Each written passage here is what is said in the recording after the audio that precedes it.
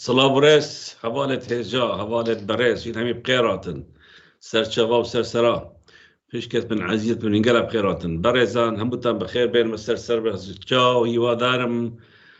لايفي ام شومان شير بكن بلاو بكن ام لايفه لدوسش بين بابيك وبلاو دبتوا كم بيجي كقادر نادر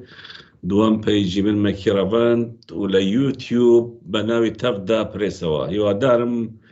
لايف كمان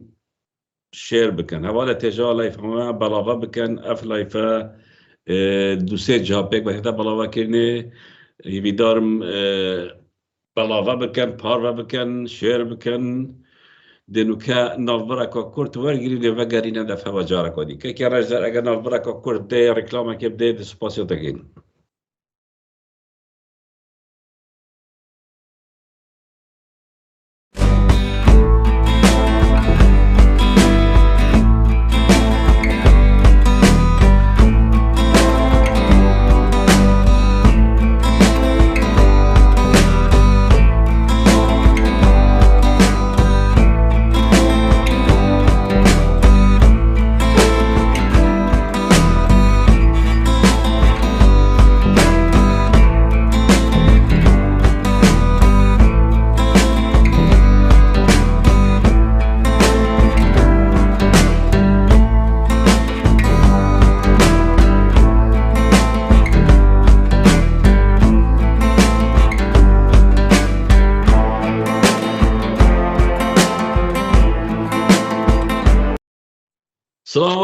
سلام ورس حوالت من عزيزات من هي بخيرات سر سرا وسر شبا دوبار هاتنيت خدمت هوادا دوبار هاتنيت حضور هوادا بابت ما افشبا وكما قلتي السجها بلاوت بيت بيجي قادر دادر و بيجي مكيروانت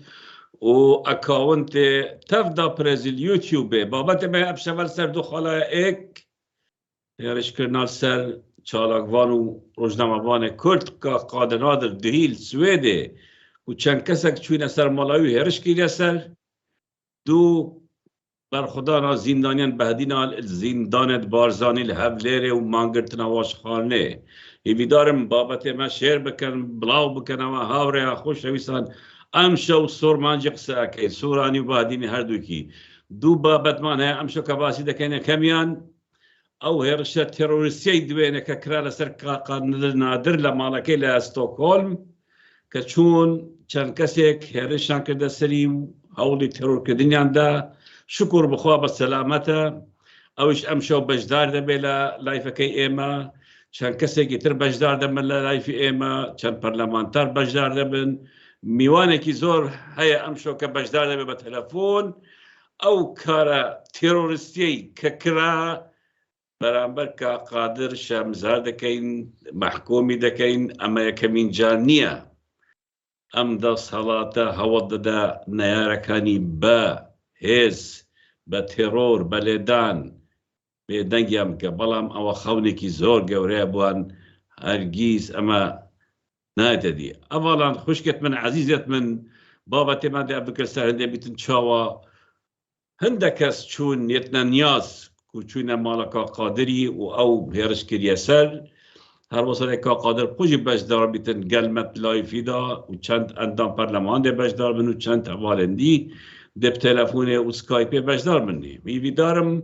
بابت ما شیر بکن بلاوا بکن ده اف شبت تیکر بیت بصورانی و بهدینی هر دوجی زاراوین کردین و زمان ما کردی از بانا که ببیده هیچ کشه کوش مشکله عزیزت من برایت من این همی زانن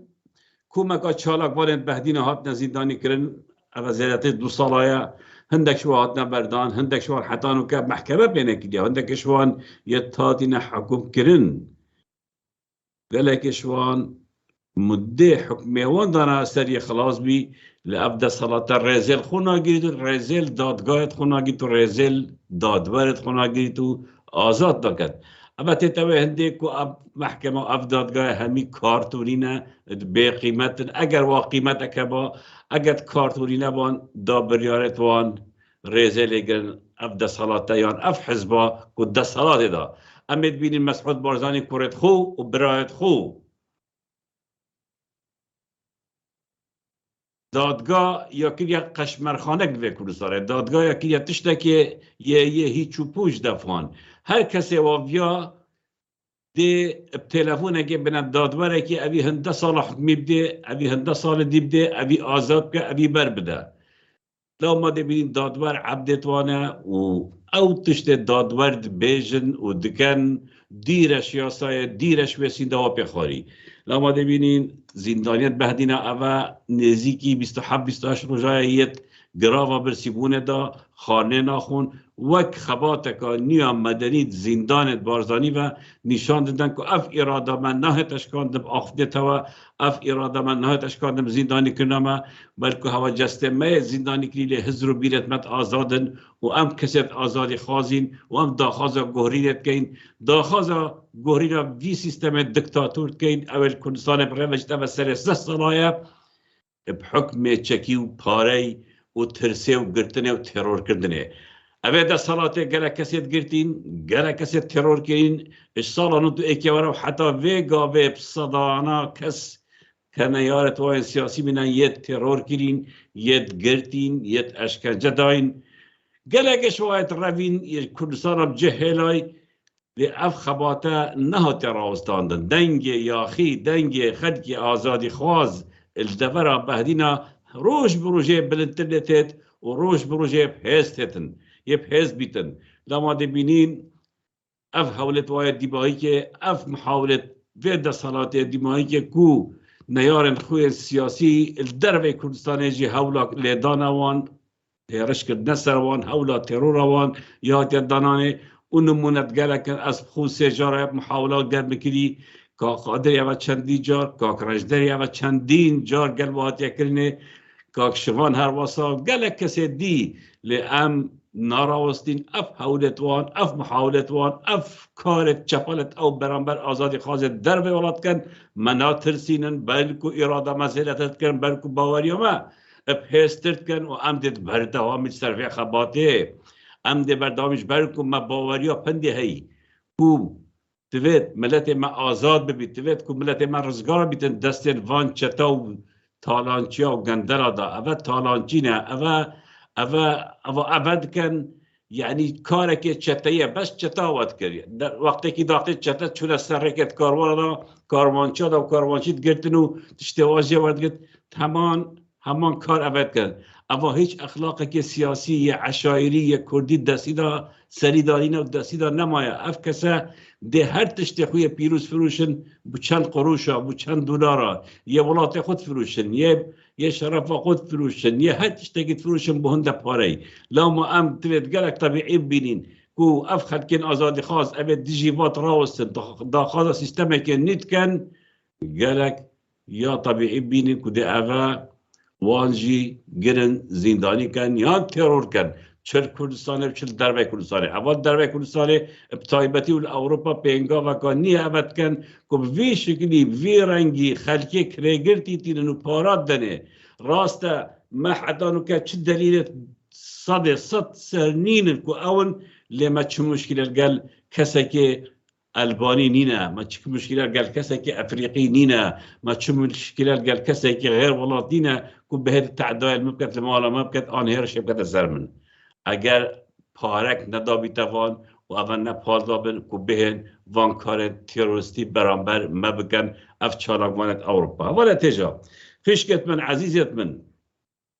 وقت بگوتی امشو چندین کس وردگرین وقت میوان که بجداری ام برنامه دبن که او کار تروریستی که کرا برابر که قادر نادر شهمزاری دکن حول دادین لخلال ام برنامه دا چند کسی ورگرین مجموعه برادر خویان آماده کردوه حول دادین که بتوانین لگلیان حاضر بین کاک راجدر اگر کسی که دفتر جی حاضر بیت بلا بجدار بیتن او لیستان وایل دفتر و او جماره جی موادانا ای حواله تجا او جماره ماندانا ولا خواره و اوی بیوی پیوندی بکه دتوانه پیوندی من لگل بکه ببورن ام جاره اما برگای کلاسیکی کون وقت دالن لایفی خوب من دکینوا چونکه بجداری خلق بان هیا راسته و خو داوای لێبوردن دەکەین کە هەندێک جار ئەوەستێن و قسەکانمان ئیتر دەبڕێ ببورن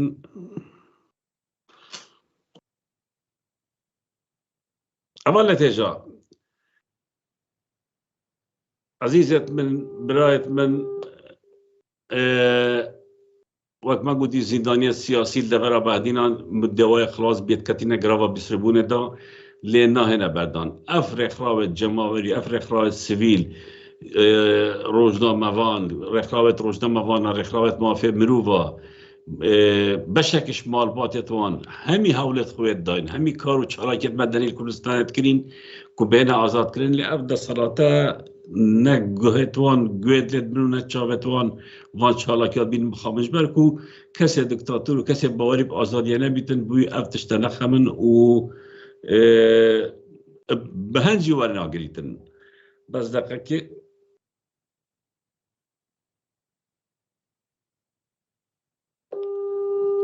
کاک سووران تەلەفۆنام کاک سووران بەخێر بیت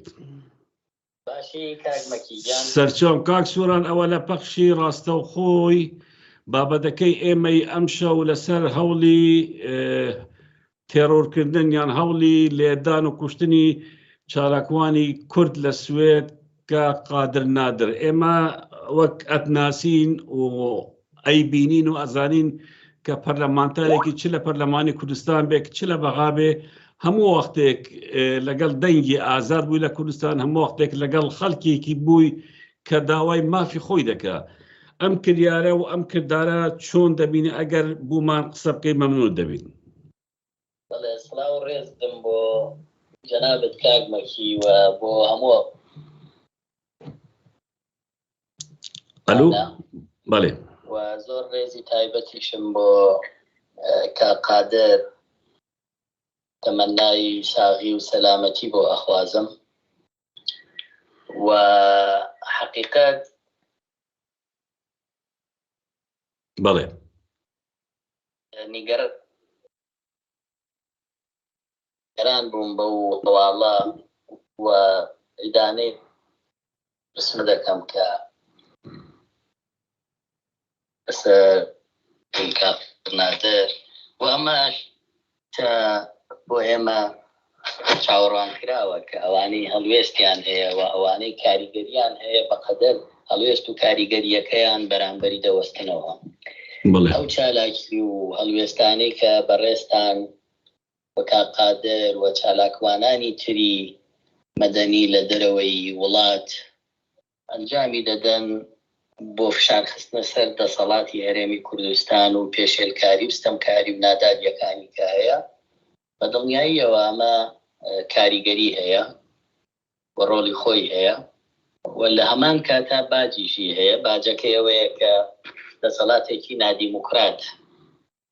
دەستی بە هەر شوێنێ بگا بۆ ئازاردانی چالاکوانێک ڕۆژنامەوانێک سیاسیەک تەنانەت پەرلەمانتارێک درێغی ناکە و بە تایبەتتر ئەوانەی کە کاریگەریان هەیە لەسەر بە ئاگاهێنانەوەی کۆمەڵگە چ لە ناوخۆ چ لە دەرەوە و لەوە زیاتر ئەوانەی کە کۆمەڵگەی نێودەوڵەتی لە پەرلەمانات و لە ڕێکخراو نێودەوڵەتیەکان بە ئاگا دێننەوە لەوەی چی دەگوزارێت لە هەرێمی کوردستان ئەمانە فشاریانەکەوێتە سەر بەڵام من پێم وایە فشارانە نەتازەن کە هەوڵی تیرۆرکردنی ڕۆژنامەنووس گەیشتووە بە تیرۆری ڕۆژنامەنووس و چالاکوانانی بادینان کە لە زیندانن لەسەر چی لە زیندانن لەسەر هەڵوێستەکانیان لەسەر ئەو بۆچوون و ناڕزایەتیانەی کە هەیان بۆ لە ناوچەی بادینانە لەسەرەوە لە زیندانن بۆیە نەک لە وڵاتێکی پێشکەوتووی وەکو سوید یا ئەڵمانیا یا هەر وڵاتێکی تری ڕۆژئاوا کە تا ڕادێک چاودێری و پۆلیس و پاراستنی مافەکان هەیە لە هەر شوێنێک ئەمان دەستیان بگا بەوانەی کە بە نەیاری ئەم ستەمکاری خۆیان یەزانن درێغی ناکەن لە ڕوبەڕووبوونەوەی بەڵێ و تازەش نییە ئەم هەوڵانە هەوڵی تریش هەبووە و بەردەوامە جەنابی شتێکێک بووی لەوانەی کە هەوڵت بۆ دراوە و بەردەوامیشە و هەر کەسێکی تر کە خاوەنی هەڵوێست بێ ئەم دەسەڵاتە یا دەبێ ئەزبەنی بی یا قبولی نیت یا دەبێت تسلیمی بی یا نابێ هەبی. کاک سووران وەک جەنابەت خۆت پەرلەمانتاری عێراقی لە بەغدا ئەم شتەی کە دەکرێت هەڵبەت لە ئەوروپا بە تایبەتی حزبێک کە ئەم شتانە دەکە سمعەتی کورد سمعەتی ئەتوانین بڵێن هەموو ئەو حزبانەی کە لە بەشدارن عملی سیاسی شتێکی زۆر خراپە سمعەتیان دەشکێنێ یعنی ئێوە وەک ئەندامی حزبێکی دیاری کرا و ئەندام پەرلەمانی عێراق ئایا ئەو شتانە ئەو حزبانە چی دەڵێن کە هەوڵی تێرۆرکردنی نایارەکانی سیاسی خۆیان دەدەن لە دەرەوەی عێراق یعنی ئەوە دەچیتە هین دەچیتە خانەی تێرۆر لە ئەوروپا باجی زۆر گەورەیە زۆر گەورەیە یعنی ئێوە قسەتان چێ لەسەر ئەم بابەتە؟ وەڵا کاکمەکی حتمما دەسەڵاتێک نادیموکراتە پەنابا بۆ هەموو شێوازەکانی سەرکوت و دەمکوت و تەنانەت تەصفیەی جەسەدی و تیرۆری جەستەیش بەداخەوە دەیڵێم کە دوای 30 ساڵ حکومڕانی باشووری کوردستان جۆرە حکومڕانیەکە کە تەماشای راپۆرتە نێودەوڵەتیەکان بکە بزانە سومعەی هەرێمی کوردستان و دەسەڵاتەکەی لە ڕیزبەندا لەکوێی پێشێلکارەکانی مافی مرۆڤ و ڕۆژنامەنووس و چالاکوانە لە ڕیزی پێشەوەیە بڵێ و لە ئاستی ئەو وڵاتانەیە کە بە شوێنی مەترسیدار بۆ چالاکی مەدەنی و کاری ڕۆژنامەوانی وەسفەکرێ و ئێمە چەند پارێزگامانەیە ئەوەندە ڕۆژنامەنووسیایە تیرۆر کراوە لە پارێزگایە ڕۆژنامەنووسێک تیرۆر کراوە بۆی کەی تر دەمکوت و سەرکوت بێ بۆ کەسێکی تر بڵێ دەدۆک هەولێر لە کەرکووک لە سلێمانی یعنی ئەوە مێژوەیەکی زۆر پیسیان هەیە و خێناویان هە بەرامبەر ڕۆژنامەنووسان تێرۆرکردنیان لە ئامانج لەمانە تۆقاندن و ترساندن و دەمکوتکردن و بێدەنگکردنە بەڵام لە ئاستی عێراق و لە ئاستی نێودەوڵەتیش و بە پێی هەموو ئەو راپۆرتانەی کە پێشەلکاریەکان تۆمارە بێتیدا بەڵێ لە هیچی بوون نابێ سەر ڕای جوان سەرڕاکردنیشی کە بڵێن ئێمە نین و ئێمەوانی بەڵام بەڕاستی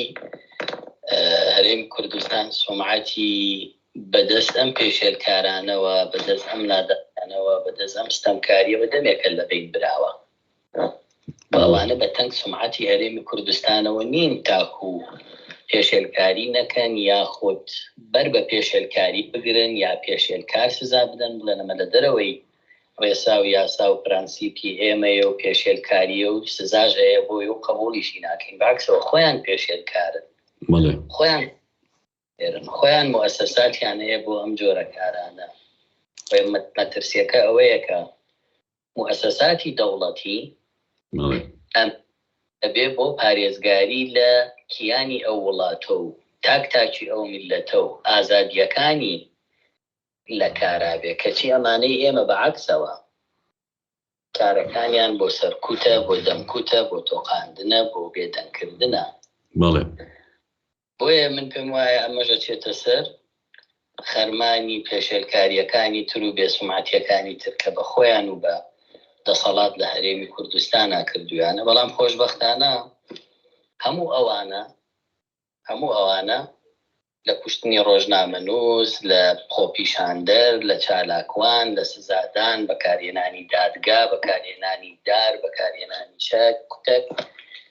دەنگی ناڕەزایەتی نەکب نەکردووە زیادی کردووە پرساندووە خەڵکی بێترس کردووە بێ منەت دەیان و ئەگەر ئەوان پێیان وابێ لە سوید و ئەڵمانیا و ئەمریکا و بەریتانیا دەستیانەگا بە هەر ناڕازیەکانیش دەستیان گەشتۆ بەوان کاتێوانە چنەوە وڵاتان بەڵێ بینیمان لە بریتانیا و لە بەلجیکا چیان بەرامبەر کرا بەدڵنیایەوە ئەمان نایانەوێ ئەم ناڕزایەتیانە بگوازرێتەوە بۆ ئەوروپا چونکە یەکێک لەو شتانەی کە ئەم دەسەڵاتدارانە هەیان بۆ هەمیشە جوازیان پێ بۆ بێنە دەرەوە و لەوێ کەس نیان ناسی و بەڵام ئێستا هەمویان ناسراون هەمویان زانرێ جوازی چ وڵاتێکیان پێەیە چنە چ مناسبەیە چنە چ پەرلەماناتیە بەدزیوە ئێستا دێن کاک سووران بەدزیوە دێن کەعنی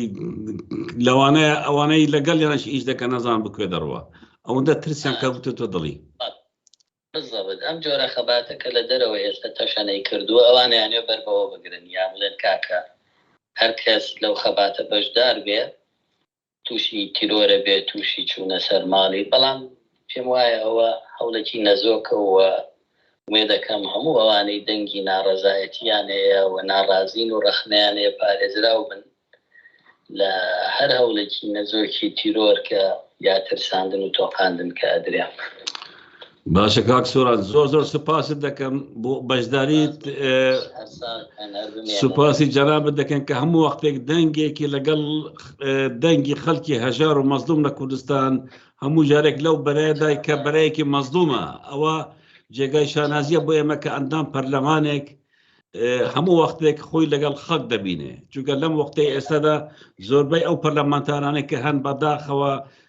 بەرژەوەندی حزبەکانیان دەپارێزن یان بەرژەوەندی بنەماڵەکان دەپارێزن و دوور لە بەرژەوەندی خەڵکی کوردستان سوپاست دەکەین سپاس بۆ ئێوەش وەڵام من کۆمنتێکیشم بۆ کاقادر نووسی وتم کاقادر ئینشەڵڵا ئەمێنین هەتا کەوتنی ئەم ستەمکارانە ئەبینین دوای چیمان لێ دەخینە ئینشاءڵڵا هەمووان بە چاوی خۆمان دەبینیت سوپاست دەکەین کاک سووران هەربژیت سوپاس بۆ تۆ شەروا هەواڵێت هێژا هەواڵێت بەڕێز هین دزانن و هین دبینن لێکا قادرجی ئەف شەوە هێت بەشدار بیت و دێ سەروێ هەوڵێ ئاوتن ئەوەلگەر هاتیەکردنێ طبعا وەکمە گوتی ئەگەر ئەف هەولێت وان بەردام یا هەولێت وان و کوشتن ئەنی هەرەشێت وان و لێدانەوان مە ناڕاوەسیت ئەم بێدەک نابین بەلکو ئەم یە تونتر لێتین ڕۆژ بە ڕۆژێ چاڵەکیت مێت بەرفرەتر لێتێن و مەزنتر لێتێن مە ئەوروپای بووە کریە جەهنەم وەختێکی وا بە حەش دیت یعنی هەر وڵاتی ئەو تێرە دەبینین چاڵکوانێک دوو چاڵکوان یل بەرامبەر وان ڕاستیانە وێل هیڤیاوان و وەڕە سواتکەن و شامزاتکەن ئەگەر کەسێکی دی هەبیتن کاک ڕەشدەر ئەم شێن وەگرین کاک ڕەشدەر کەسێکی دی هەیە بێریڤان بەرگارەی سەرچاوە بێریڤان خان تو گەلە بخێراتی سەرچاوە ئەلو بێریڤان خان طبعا دەنگێ بێریڤانی نەکاک ڕەشدەر بێریڤان ئێکشوا زیندانیەت بەهدینا بوو ئێکشوان کەسا بوو کو هەندێک چالاکیادا بەشدار بوو داخوازە بایکوتکردنا کرینا کەل و پەلن تورکی کرد و هەروەسا بەشدار بوو چالاکیادا کو پاشکەفتێ موچەی نەمینیت و لەگەڵ خەلکێ کوردستانێ و ئێش و ئەلەمێتوا بوو ئەو بوو هاتە گرتن شلای بێدە سەڵاتێڤە و مخابن نزیکی ساڵ و نیوێ مات سجنێڤە دادگای هاتە کردنێ و حکم کرد و هاتە بەردان نها جی هاتیە سلێمانی و سلێمانیت جیتن ji ber ku hindek lêdwanê rojnamavaniyê dayîn careka dî neşê pişta hevlêrê û dûkê kak rejdar eger berîvana hazir e bila kerem ke dengê wê nayete min deng nîne kak rejdar fermû kak rejdar ba daxil be bez dengî niye kak rejdar dengî berî nuke tê nuke hat berîvan xwe tu bixêr hatî سەرچاوت بتوگەلە قراتی بەریوان تو ئێکشوا زیندانیت دەبەرە بەهدینا بووین زیندانیت ئاسایشە هەولێرێ و نوکە تو دووبارە یا سلێمانیە و ترس سەرتایە کو تو بەگەریە هەولێرە و دووکێ تو سەبەب چییە کو تو نوکەنە هێجارەکە دی بچیە هەولێرە و دووکێت ترس سەرچی هەیە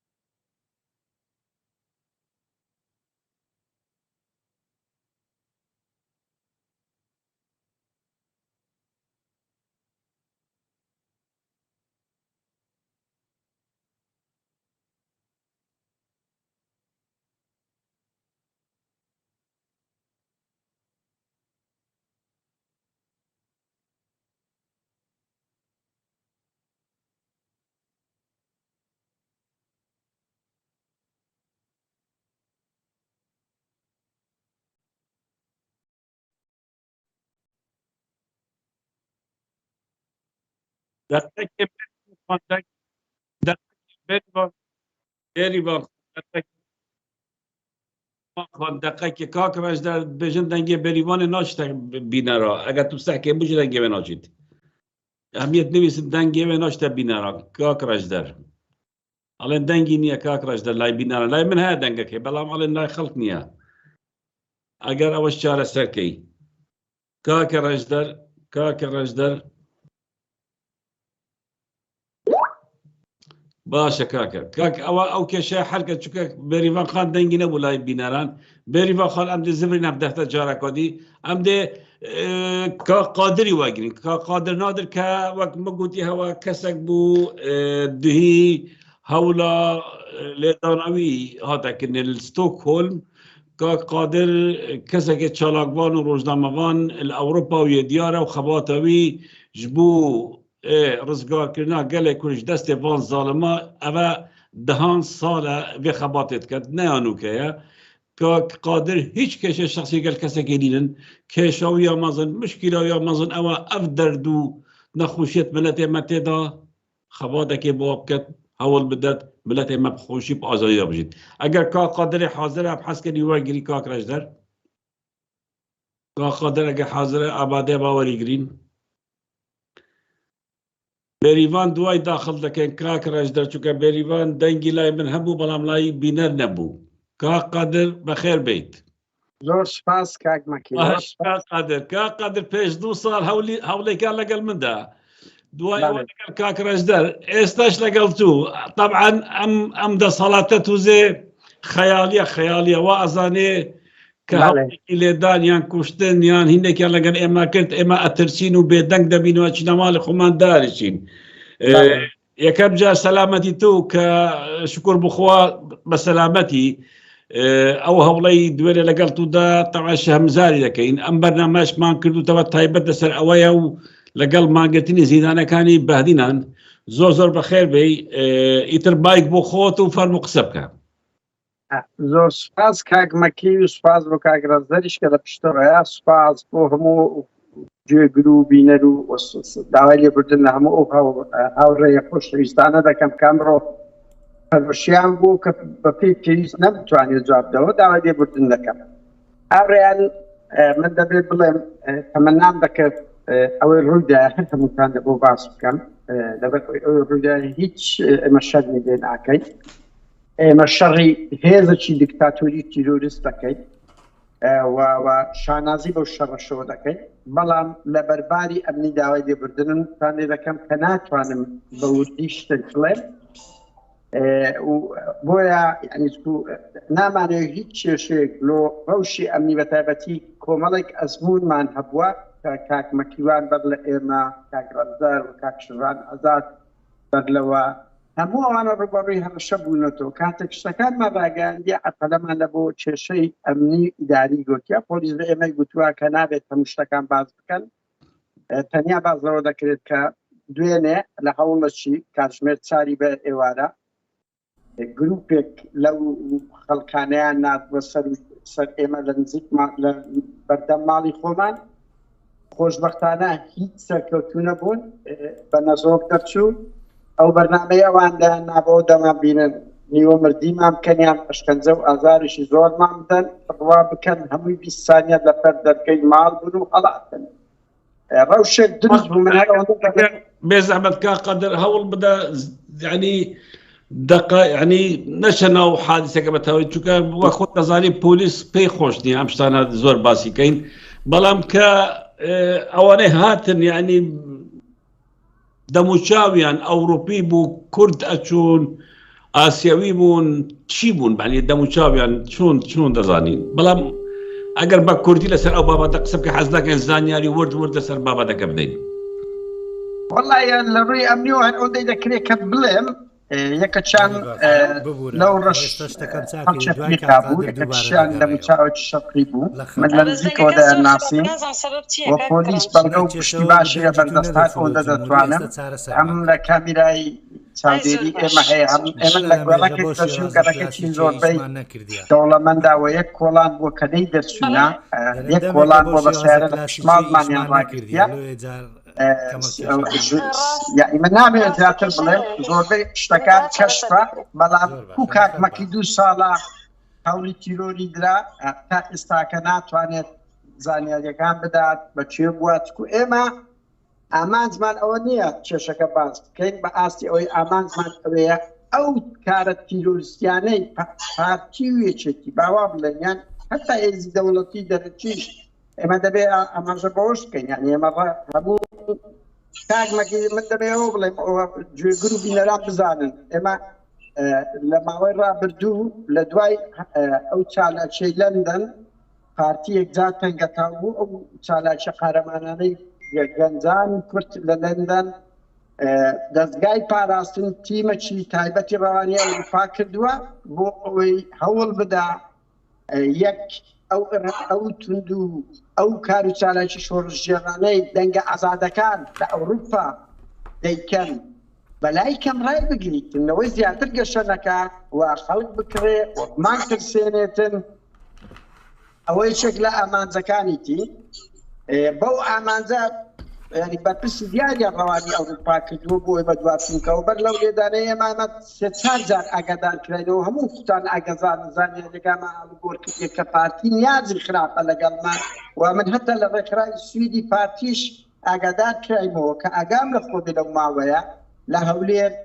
چەندین هاوڕێ ئاگاداری ئێمەیان کردووە کە ئێمە دەبێ ئاگامان لە خۆ بێت شتەکە نوێنە بوو چاوەڕواکراو بوو بۆ ئێمە قازانج دەکەین پاستان دەکەیت پارتی کە هاتن یعنی بەڵگەیەکتان دەدەست من هەر ئەو دەشتەڵێم ئەلۆ خۆشی یعنی بەڕاستی ئێستا چەند پارە لە پارتی وەگرن 2 کەس بوون یەکە چیان ڕەشت بوون خەڵکی ئەفریقا بوو یەکەشیان دیار نییە یعنی خەڵکی ڕۆژهەڵاتی ناوەڕاست بووە کوردە عەرەبە دیار نییە هیچ کەشە بووە تابعاً سەرکەوتوو نەبوون هەر ئەوەندە دەتوانم بڵێم ئەوە دەمبینن لە مەسعود و نێچیر و مەسرور و قوباد و پاڤێلەوەترم هەڕەشەی پارتیمان یەکجار زۆر لۆهات بوو تەعزیرەکان نەگیەک بڕوا بکەن 4 جار لەو 2-3 مانگەی بۆ ئێمە گوتراوە کە ئاگادارمان لەخۆ بێ بۆیە گومان لەسەر پارتی لە هەمووان زیاترە لە سەرچێتیشە بووە بەس دەکرێ ئەمە شەڕی مافیاکانمان کرد لەو ماوە و ئەزانی هەندێک مافیا هاتوونە سوید ئەوانەی کە ئیشمان لەسەریان کردووە لەو ڕوانگەوە هاوڕێیان ئەوان ئامانجیان ئەوەیە من دەمەوە بڵێم بمان ترسێنن یەک ئامانجیان لێدانی قادر نەبووە لێدانی مەکی و ڕەنزەر و شیڤان و ئیسماعیلسیان و دەیان کەسی تر نەبووە ئەوان ئامانجیان هەیە ئەو حەرەکەیە ڕابگیرێ کە لە ئەوروپا تەنجی پێڵچنینە کە ئەوروپا نیمچە ئازاد کرایە بۆیە لەو ڕوانگەوە دەیانەوێت دەست لە بۆ هەموو شتێک بن کە بۆ ئێمە باشە بڕوا بکەن ئێمە چۆن دەتوانین بە ئەوروپیەکان بڵێن پارتی هێزەکە وەکو داعش تیرۆریستە ئەگەر بەڵگەی وامان لە دەست نەبێ ئەوان دێن لەو پایتەختی دیموکراتیەکانی دنیا دێن دەستمان بۆ دەبن هەوڵی کاری تیرۆریستی دەدەن ئەوە بۆ ئێمە قووەتێکی زۆر دەداوە بەڵگە دەداتە دەست و ئەوروپیەکان ئەگەر لەسەر سەدان تیرۆری ڕۆژهەڵاتی ناوەڕاست و کوردستان قسە نەکەن بەس ئێمە هاوڵاتی سویدین و لە وڵاتە دەژین ئەمنیەتی ئەو وڵاتانە ئێستا کەوتوتە خەتەر بۆیە بۆ ئەو نقطەیە زۆر دێنە پێش حرەکەی ئۆپۆزیسیۆن لە ئەوروپا وەکو گوتمان ئەوەندە بەهێزە بەڕادەیەک وەی کردیە مەسرور و مەسعود و نێچیر و پاڤێل و قوباد ناتوانن دیدار بکەن بەدزی دێن مەسئولەکانیان پێشتر وەکو خۆشتان کاکمەکی گوتان ئەمنی ئەوەیان وا بوو بەڵام ئێستا ناتوانن یعنی بە پیاسەیەک بێن بە خێزانی ئێمە ئاگاداری چەندین جار خودی مەسعود بارزانی خودی مەسرور بارزانی بە خێزانەوە لە ترسان شوێنی جێگۆرشێت پێکردی بێگومانەوانیش کاردانەوەیان دێ بەس کاردانەوەی وان دەمەوێت ئەوە بڵێم هاوڕێیان ببینن ئێمە چەند بە خەباتێکی مەدەنی جوان بە تەلەفۆن بە سەجادە توندی توشیەکانمان ئەو پەڕی هێلکە بوو بەڵام ئێوان ئەرهاب گرتن کوشتن لەو ئەوروپایەوە بووە ئەوەش دەلالە لەولێک ئەو هێزانە ترسنۆکن هیچیان پێ نییە هیچیان پێ نییە جگە لە ترس و تۆقاندانێ بمان ترسێن شەرم نییە گەنجێک لە کوردستان لە زاخۆ لە دهۆک لە گەرمیان و لە هەڵەبجە و لە هەولێر و دهۆک و سلێمانی لە بەرامبەر ئەو دەسەڵاتی بچەقی ئێمە لە ئەوروپای لێیان بترسێن بە هەر هەڕەشەی کوشتنمان لێ بکەن بە هەر بێنە بەر دەرگاکانی ماڵمان شەرمە گەنج ئەو هەموو گەنجە قارەمانە لە زیندانی بادینان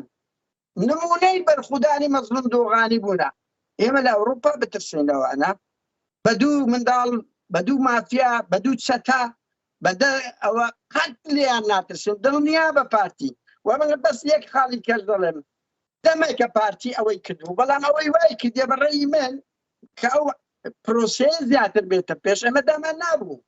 کە ئەو پرۆسێ لەگەر ئێستاش بەردەوام دەبی پارتی ئەوە عقڵیتی چکو هیچی کە پێنیە پارتی جگە دەیەوێت بەس بە زەبروزانگ تند و تیژی و ئەو عقلێتە لە خودی مەسعود و مەسرور بارزانی و ئەنتلاق دەکە هاوڕێیان ئەوە ئومێد خۆشناو نییە ئەوە ئەحمەد کانی نییە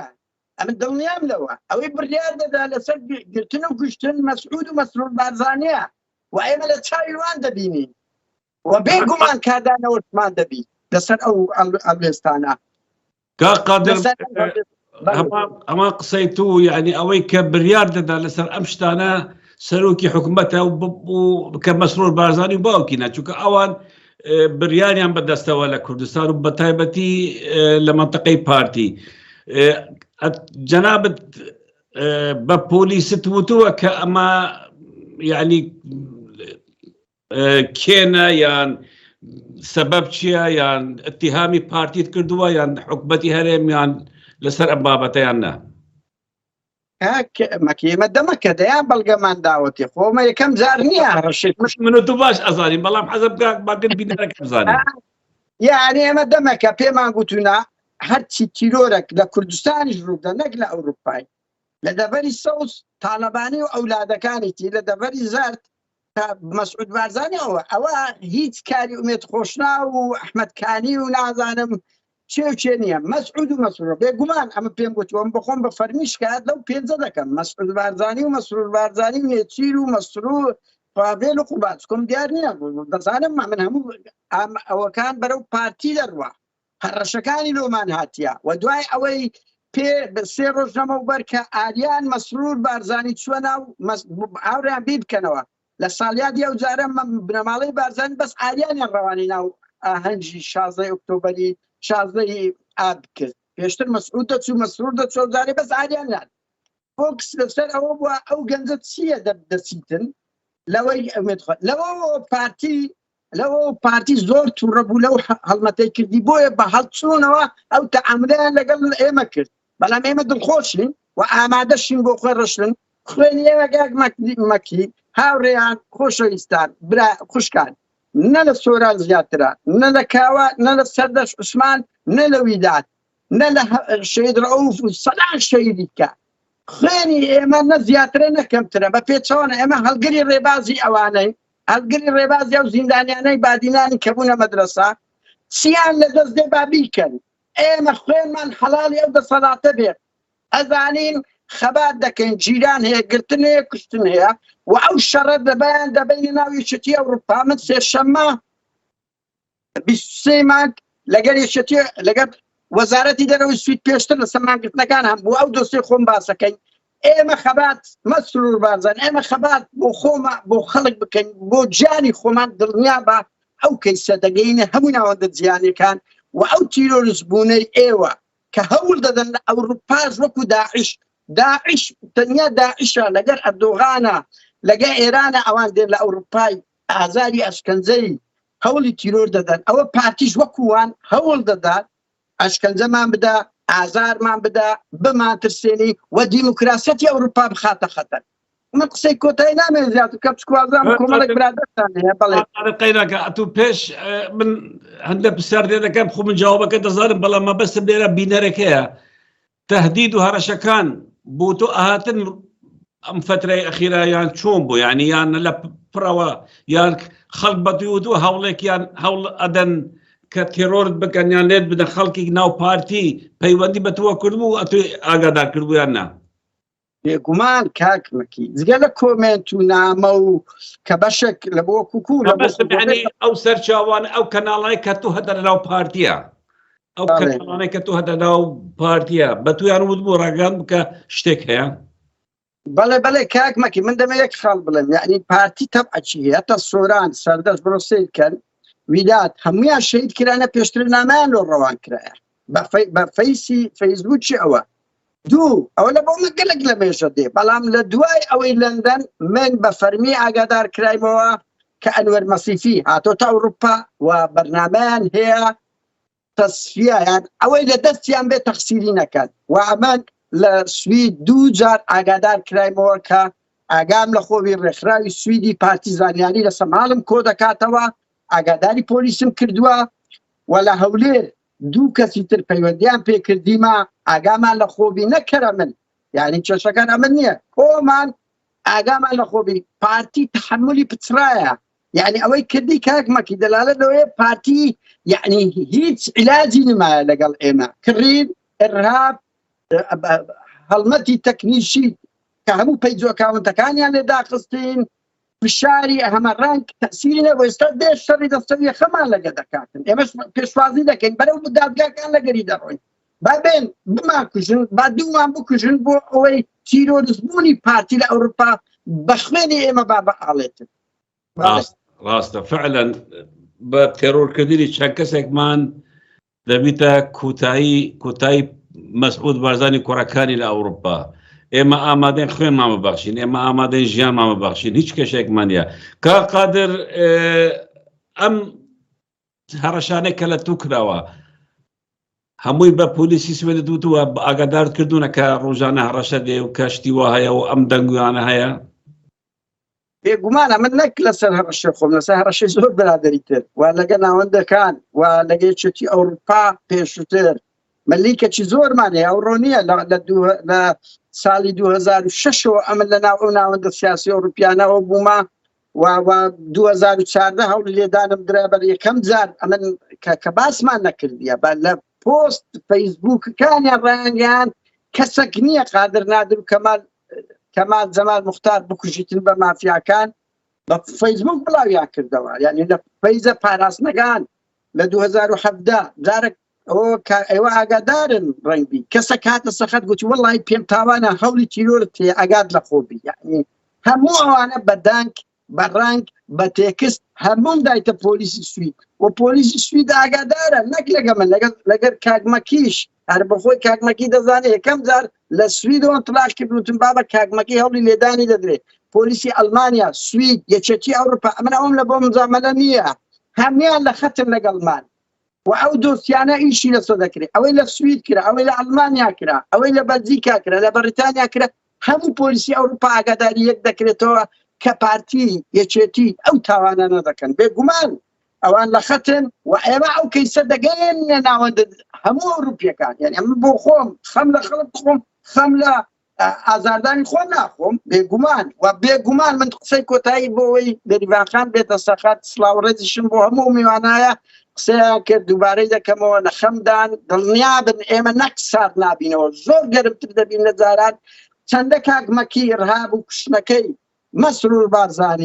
بارزانی چەندە کوشتن و بڕینەکەی هەوڵتاندا لۆمەکی ئامێدی ئایا قازانتان کرد یان زەرەرتان کرد تیرۆری سەردەستتان کرد بیدادتان کرد ئایا هەولێر و سلێمانی زیاتر ڕاپەڕین و بە جۆش و خۆش بوونیان کەمتر بۆیە چەندە مەکی ئامێدی ترسا ئەمیش هەر ئەوەندە دەبین زۆر دەست خۆش قادر سپاس کاکە من کاک قادر سپاست دەکەم بوو بەشداربوونت زۆر کەس هەوڵی تەلەفۆنکردنی داوە دکتۆر خالب دەمێکە تەلەفۆن دەکە ئێستا ئەگەر بێتە سەرخەت دکتۆر بەخێر بیت چوونی برا باشی کاک دکتۆر غالب ئەوە بابەتەکەمان لەسەر هەوڵی تێرۆرکردنی کاک قادر نادرە لە سوێد لە ستۆکهۆلم کە دوێنێدرا خوشبختانە سەری نەگرت و کاک قادر بە سەلامەتە جەنابەت طبعاً وەک ئەندام پەرلەمانی عێراق بووی و کەسێکی چالاک بووی و هەوڵی تێرۆرکردنی توشدا لە سلێمانی کە تو ئەندام پەرلەمانی و بینین لە کوردستان و دەرەوەی کوردستان ئەم دەسەڵاتە هەوڵ دەدا نەیارەکانی سیاسی خۆیان تێرۆر بکەن دەست بۆ چەک دەبن بۆ تێرۆر دەبن دەتوانانی لەسەر ئەم بابەتە بوومان قسە بکەی بەڵێ سڵاو کاکمەکیگان هیوادارم هەردەم سەربەرز و سەرکەوت و تەندروست باش بی و سڵاو ڕێزمێ بۆ بینەرانی خۆشەویستت لە دەرەوەی وڵات و هەروە ئەو هاوڵاتیانی کە لە کوردستان و لە هەرێمی کوردستان بە تایبەتی گوێبیست و سەیری بابەتەکانی جەناب دەکەن. بەڕاستی دوێنێ و خەبەرەمان پێگەشت کە قادر لە هەوڵێکی تیرۆریستی بەرامبەری کراوە، زۆرمان پێ ناخۆش بوو، بەڵام من تاکیدم کە قادرێکێکە لەو پیاوانەی کە 20 ساڵە ڕخنە لە دەسەڵاتی بنەماڵی لە هەرێمی کوردستان ئەگرێت و هەردەم یەکێک بۆ لەو کەسانێک کە بەڕاستی ماندوو نەبووە و ئێمە وەکو خۆمان شانازی پێوەکەین و هیوادارین کە قادرەکان هەتا بێ ڕێژەیان زیاتر بێت بۆ ئەوەی بتوانین ئەم بنەماڵە خێڵەکی کە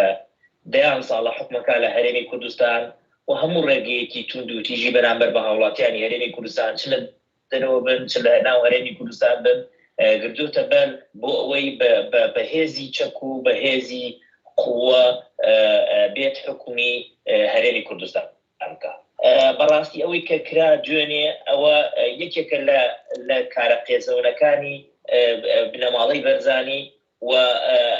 ئەوە بۆ ئەوەیە کە بەڕاستی توانایان نەماوە ئیتر چیتر تەحملی ڕخنەگرتن ناکەن و لەبەرەوە ئەزانن کۆتاییانە و بە تایبەتی چ لە عێراقا چ لە هەرێمی کوردستانە هەتا دێ وردە دۆستەکانیان کەم ئەبێتەوە و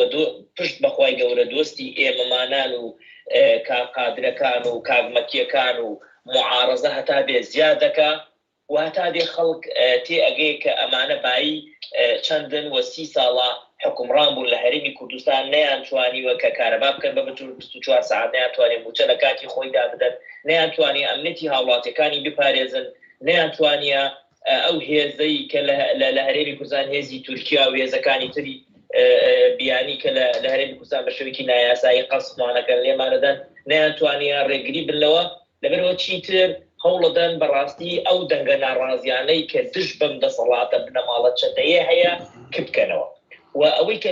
لە ئەوروپا ڕوویدا لە ماوەی لە کاتی گەلکە بارانەکەی مەسرور بارزانی لە بریتانیا و ئەو ڕێگریکردنەی لە بەرپرسە گەندەڵ و دزەکانی یەکێتی و پارتی کە دەڕۆن بۆ ئەوروپا وەکو جاران ناتوانن بە دڵی خۆیان جوڵە بکەن لەوێ وە کۆڕکەت وە سیمینار بکەن و قسەی زل بکەن و باسی هەرێمی کوردستان بکەن. ئەمە وە لەگەڵ ئەوەشدا و تەلەفۆنانەی کاک قادر، کاک ئیسماعیل، کاک شوان، تەلەفۆنەکانی جەنابەت، باس و خواستەکانی جەنابەت کە بەڕاستی مەجموعەیە معلومات گرنگی تێدایە کە ئێمەمانان تا ئێستا نەماتوانێت بگەینە ئەو معلوماتە چکۆ جەنابەت نزیکی لەو دەڤەری بارزان و خۆشزانی دەڤەری بارزان ئێستا وای لاتووە هەرەوە ماوە سیاجی بکەن و یعنی کەس نەیەڵم بڕاتە ناویش. هەر بەڕاستی ئەمە وای کردووە کە تەنگە نەفەسیەکیان پێوە دیارە و ئینشاءڵڵا ئەم تەنگە نەفەسیە بێتە کۆتاییەکانیان و کاتی خۆی حکوومەتی بەعسیش لە کۆتایی عمریا زۆر زەختی لە هاوڵاتیان نەکرد، دەنگی ناڕازی کپە کردەوە و هجوومیە کردە سەر دەنگە ناڕازیەکان، هەر کەسێ قسێکی کرا بەزوو پەلەپەل ئەیانگر بەس بۆ ئەوەی ناڕازی گەورە نەبێت بەڵام لە کۆتایە سەر خۆی خوان. من تاکید مەمە سەری عایلەی بەرزانی و تاالبانیش ئەخوان و سەرەتای یعنی هەر بەڕاستی ئەم مەسەلە تیرۆرکردنی هاوڵاتیان تیرۆرکردنی دەنگە ناڕازیەکان وەڵکوتنانە سەری ماڵی خەڵکو و هەڕفاندنی دەنگە ناڕازیەکانی بادینان و لە کۆتایە ئاخرجار کە ئەمەی کە بەرامبەر کاقادرکراوە ئەمە هەمووی یەک لە دواییەکە و ئەمە تووڕەیی و کاریگەری قسەکانی کاقادر و کاگمەکی و ئەو گیراوانەی بادینان و ئەو کارانی کە لە ئەوروپا دەکرێت و ئەکا تەسیری زۆریان لێکا لەبەرەوە ئەمان ڕەبلفعلەکانیان وایە. یعنی هیچ کەسێک هیچ لایەنێکی سیاسی ئەوەندە بێ عەقڵ نییە بێ پەلامار برا لە ناو خاکی ئەوروپا پەلامار دەنگە ناڕازیەکان بدە. ئەگەر هاتوو ئەم دەنگە ناڕازیە زۆر قەڵس نەبوون پێی، ئەم دەنگە ناڕازیە وای لیان نەکرد بێت کە خەوی لیان زنهار کردووە بێتاقەت بوون کەکەوایان لاتۆ مەسئولەکانی گەدی پارتێز ناتوان ڕقم تەلەفۆن جواب بدەنەوە لەبەرەوە ترسم بزان نەک کاک قادر بێ نەک کاک ئیسماعیل بێ نەک کاک شوان بێ نەک جەنابەت بێ نەک کاک ڕەنج بێ ئەمە و برادرانی تریش بەڕاستی یعنی ئەمە وای کردووە کە بێزار بوون لەبەرەوە دیان پەلامارتانەدا و ئەمە ئەیانەوێ بەڕاستی کورت و مختصری ئەم پەلاماردانە بۆ بێدەنگکردنی ئێمەیە بەڵام بێدەنگ نابین خۆت دەزانی معارەزەی حەقیقی نەمێنێ ئەمە بۆ ئەوەیە کە ئێمە تەسلیم بین دەیانەوێ یان بانکوژن یان تەسلیم ناگەن بەس تەئکید بە ئەم ڕێگی ئەم تیرۆرانێک کە بەرامبەر ئێمە ئەکرێت بەڕاستی توانە و قودرەتی ئێمە زیاتر ئەکات ئەگەر بە مردنیشمان بێت یعنی تەبیعی یەقین چێکە یعنی ئێستا ئێمە لە گەرمیانە کات کاوە گەرمیانی شەهید بوو بەڵام دەیان کاوە گەرمانی تر هەیە لە گەرمیانە لەسەر ڕێبازی کاوە گەرمانیشەکە و لە هەولێر هەروە لە شوێنەکانی تروە یعنی زۆر گرنگ نییە بەلامانەوە یعنی ئەگەر ئێمە بمرینیان بکوژرێنیان شتێکمان ببێ گرنگ ئەوەیە توانی وانە ئەوەندە مەلەف لەسەریان بجوولێنین سەتان کەس هەزاران کەس بتوانێت دژیان بۆستێتەوە لە کۆتاییە خوێنی ئەو کەسانەی کە بەدەستی ئەم دوو بنەماڵە شەهید بوون بیان خنکێنێ و غەرق بن تێیدا کە وردە خەریکە مکۆڵە مانگە شۆگارە حەسەن ئەو وردە خەریکە شتەکان دەرەکەوێت. دەست خۆش دکتۆر بەڕاستی ئەو خەباتەی ئێمە لە ئەوروپا دەکەین درێژە پێدانی خەباتی ئێوەیە لە کوردستان ئێمە کە ئەتان بینین وەک ئەندام پەرلەمان یان کەسانی یاخی و معارزەی کوردستان لە ناو جەرگیان و خەبات دەکەن ئێمەش هەماشت لێر هەست بە مەسئولیت دەکەین و بە ئەرکی خۆمان دەبینین کە ببینە بەشێک لە خەباتی ئێوە. دکتۆر گیان من زۆر سوپاست دەکەم بۆ بەشداریکردنت بۆ پشتگیریکردنت بۆ محکومکردنی تۆ بۆ ئەم کارە چەپەڵانەی بنەماڵەی مەسعود بارزانی و تەڵابانی کە دژی نارەکانی خۆیانی سیاسی دەکەن لە ئەوروپا بەڵام دڵنیاین کە ئێمە بەردەوام دەبین دڵنیاین کە ئێمە سەر دەکەوین و پەشیمان نەبین و ڕۆژ بە ڕۆژ ئێرادی ئێوە بەهێزتر دەبێت ئەگە قسەیەکی کوتایی تیا فەرموو و سوپاست دەکەین. والله کاکمەکی سپاس دەکەم هیوادارم هەر بەردەوام بن و بەڕاستی ئێمە شارازی بە ئێوەکەین ئێمە ئەگەر ینی شتێکمان هەبێ بەڕاستی لە ئێوەی وەرئەگرین و لەبەر ئەوە هیوادارم بەردەوام بن و بە پشتیوانی خوای گەورە بە پشتیوانی ئێوە و پشتیوانی هاوڵاتیانی هەرێمی کوردستان ڕۆژێک دێت هەموو جارێک وتومە ڕۆژێک دێت سەری عائیلەی بەرزانی و تاڵەبانی لەژێر پێی خەڵکە ئابینی ئەواتە خۆشترین ڕۆژە لە ژیانمان و هیوام لە شتاقی و سەلامەتی و تەندروست باشیە بۆ کاقادر و بۆ ئێوەی خۆشەویست و هەردەم بەردەوام بن و هەردەم سەرکەوتو سەرفرازنیاوە. زۆر سپاس دکتۆر غارەت زۆر سپاس بۆ بەشداریت سپاسی دەکەین. سپاس ئەوانەتیش ئەگەر بێریوانە حاضر بیت ئەمت ئامادەینە هەلبەت هەواڵان ئەم بەرنامەی ئێمە ئەو شەو لەسەر هەوڵی تێڕۆرکردنی کا قادر نادرە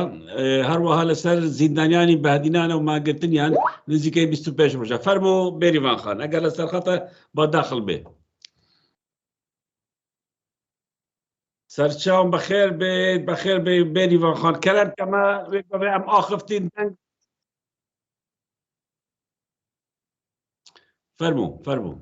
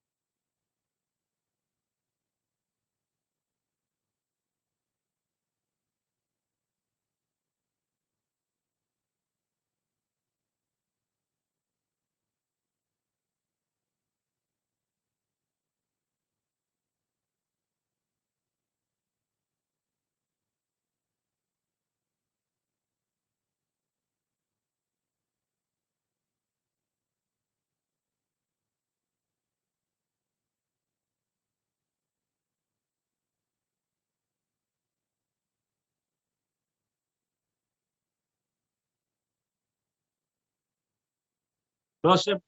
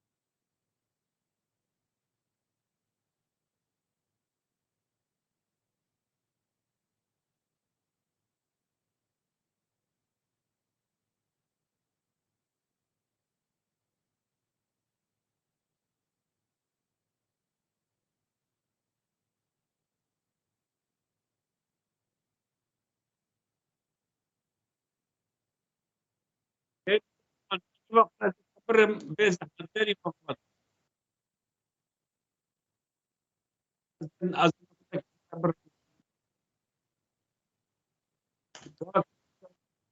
كاك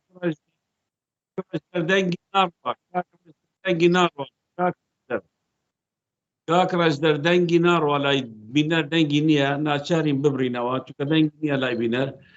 دەنگی ناروا لای بینەر کاک راج دەبێ ئەو دەنگەت و کۆنتڕۆڵ کەی کە میوانە قسە دەکە دەنگی دەبێ لای بینەرە بە یەکسەر بۆ ئەستێنی چونکە ئەو بێریڤان خانەوە دووەمی جارە قسە دەکە و دەنگی نەبوو لای بینەر یعنی ئەبێت تو لەبێت کۆنتڕۆلی دەنگ بکەی کاک راج دە ڕەخنەت لێ دەگرم ئەزانم ماندووی هەواڵێت تێژە هەواڵێت بەڕێز خوشکت بن عەزیزت من بابەتێ مەل سەر هەندێک و مەسعود بارزانی کوڕێتوی تایبەتی مەسرور بارزانی کە سەرۆکی حکومەتەیە و وەیسی کە بەرپرسە دەستگەهێ تێرۆرەیە دەستگەهێ ئەوی پاراستنەیە ئەون بەرپرسیارێت ئێکێ بۆ هەوڵێت و دژی مە هەولێت دژی ما تێنەکردنێت ئەوروپا وان چالاکوانە لە ئەم سوزە دەینە خەلکی خۆ کو ئەم پەشیمان نابین و ئەم پاشەکە زێداگەین و ئەم دێت بەردەوامی سەرڤێ کار و خەباتە خۆ ئەو نەشێن مەپڕاوەسین کاکڕەشدە بڵات ژمارە تەلەفۆنەمە بدەوێ بڵات تەلەفۆنەمە بکەن و بەشدار بن بە قوربان ئەگەر دەنگ چێ نابێتن ژمارەمە بدێ و بڵات تەلەفۆنەمە بکەن و دێ بەشداری هیندە بن کاکڕەشدە هەواڵێت تێژە مەسەلا بابەتێ زیندانیا ملڤێرە ڕەخنەکە ماڵباتێ زیندانیە شێلازەیە هەیە حەسکە فێرە بێژم زیندانیە شێلازێ کە بڕاستی قەهرەمانێت مەزنن کەسێت خۆراگرن یعنی ئەو ڕوحیەتە بەرخودانێت لەفۆهێت لەف کەسێ نینە زیندانێدا ئەس هێویدار ماڵباتێت واژە ئاستێ بەرخودان و زیرەکی و قەهرەبانیا پڕێت خوبن ئەوێ زیندانێدا بەری چەندێکی چوو سەردانەوا کرد بوو کۆنگرێکی ڕۆژدام ئەڤانیل هەولێرێکی بوو ماڵباتێ زیندانیا هەمی کۆم بوون گەل پارێزەرە و کۆنگرێکی ڕۆژدام ئەڤانی هاتەکردن لە مخابن ماڵباتێ زیندانیên شێلازێ ئامادە نەبوون توی کۆنگرەیدا بەشدار بن ئەڤە خاڵێکا لاوازت لەفان ئەس هێویدارم ئەو ژی وەکی هەمیەت دی کوڕێت خۆ ببنە خودان برایەت خۆ ببنە خودان ji ber ku we hindek qehremanê tên we hindek şêrê tên ku wê daxwaza mafê hewayê kirî û daxwaza mafê milletê Kurdê kirî vêca geleka kirête malbatê hindeka sist û pistiyê bikin û nehên bo mîdyayê babin û ji tirsê partî da endê partî zete çil heweket kurêt hewayet girtîn bê heq kurêt hewayet hikûm kirîn bê mehkemeka kartûnî her tiştê xerab gel kurêt hewa kirî kurêt hewa birayet hewayet ketîne mangirtinê da xanê naxwin amadene jiyana xwe kene qurbanî bû vê qeziyê tu boş netirsî tu boş daşer gel mehamî birawistî û bavî kagirajder eger kesekê dî heye bila pirêka telefonê bejdar bît gel min telefona min bidevê da bejdar bin û da dal ser daxilî bernameyê bikeyn kagirajder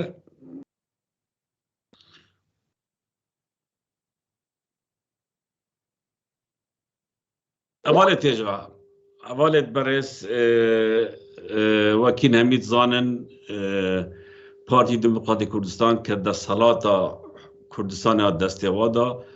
هەولێت دەردژی چالاکوانە دژی کەسێن نەڕازی هەمی ڕێکابکار بی بژەل کوردستانێژی تەبەن ئەوە 3 ساڵەیەتکەن بەردەوام سەر vê hewlê lê neşyayne dengê nerazî kim bikin neşane dengê nerazî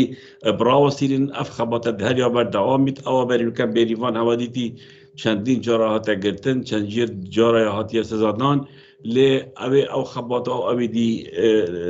dest jê berdaya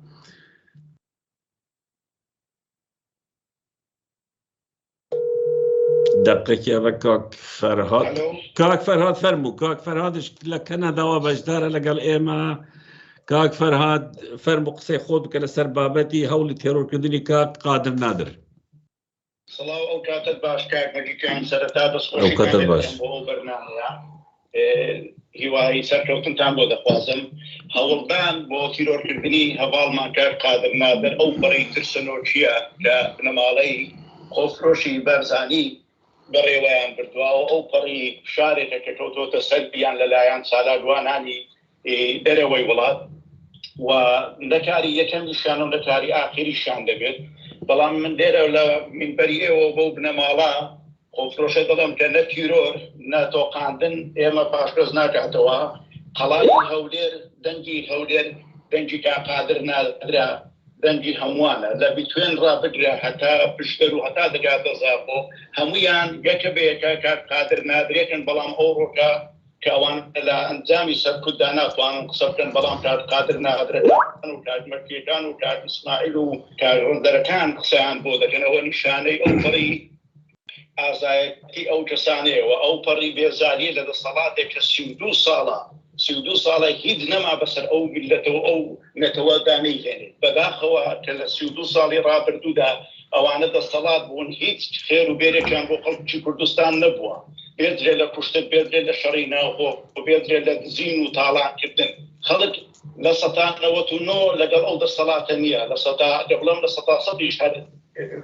هەڵم دەکردووە بەڵام ئەوەی کە ئەو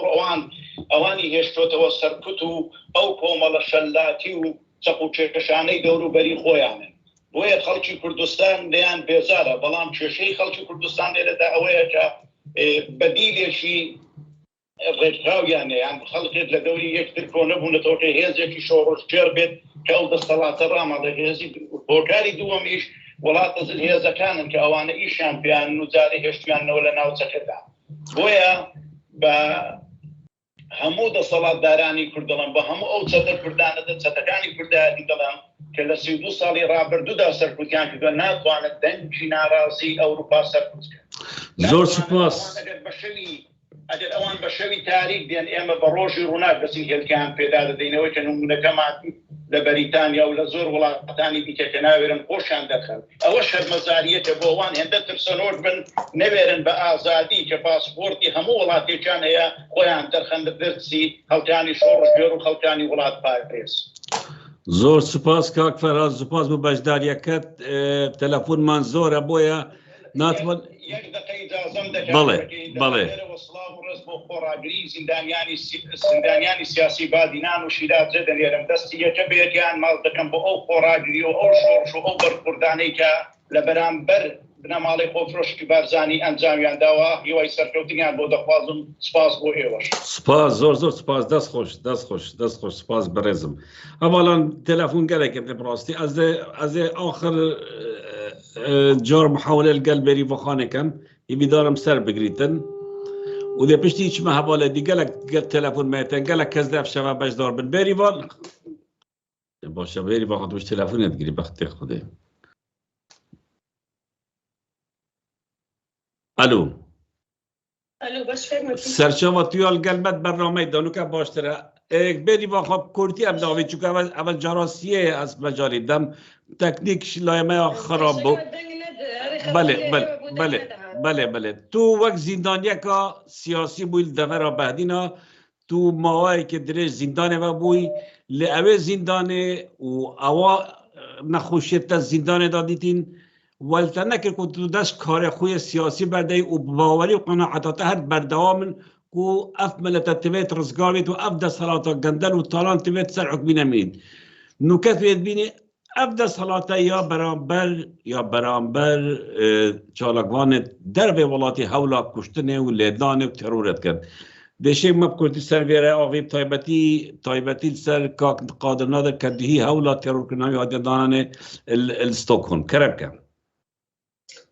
راست رزو السلام بهمي او كسبناها تماشاقي برنامج كان اف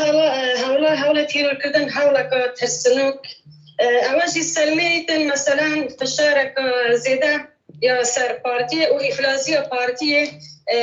سر مثلا شالقوانة أوروبا ديارك ودي أنجمت كارت وانت بردوام حكومتي بريطانيا جيختي مسرور شوية بريطانيا نغاكي هيك برانكن وكو دوغاق مكي وكو قادر نادر ودهان شالقوان وروجنامه ديل أوروبا بردوام دكارو خبادت بودانا أبا نهاية توي سببه وكاسة آزادي خاص كاسة خدان هلويست يد وجدان دبن ستاندا بيدك من شو كما وقت داز في خباته كري مازال يروجا كدهينا كرتن دهينا تيرور كرن دهينا يعني همي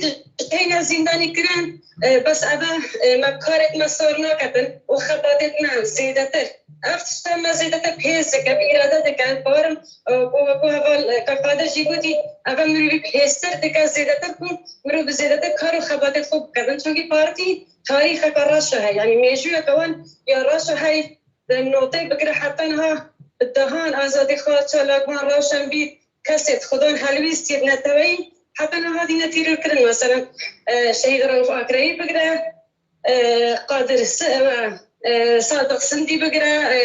وداد دهوكي بقرا وشهيد زردش عثمان بقرا وداد حسين بقرا بدهان آزادي خاصة راشن يعني آزادي راشن بيت روزنا مفان حتى هذه نتيجة آية كارين شيان تنجد آزادي خاصة بيتاني بكن نخير مثلا قلت بهدينا نبان مينا كن كنها أو هبلتنا بعام حمي كركت بهدينا كنها الزندان دنا أو سلماني تن وبقرتني بكشتني بحر تشتكي هالشياري بيا خلقي ما زيادة ترتبيتن وشوكي ما قال لك واخدنينا تني تخازش حمي كاسيت كان كنها باردو قلت بهدينا دراسة كهري خربنا نا تندرستي وانيا خرابة دمان قرتني دنا مثلا 26 روش حفرج زيادة تر أو دمان قرتني دنا وشاري مرني دكان براسي كان مرني الشار دكان است خازن ببا رواسي بكان شالوكان آزادي خاص روشن بيت أو كاسيت خوب وجدان تزانن أكل أفروكا بيدن ببن از بقومانه بهلويستيوان بولاد باريزيوان بهرشتك وانا دكان دبي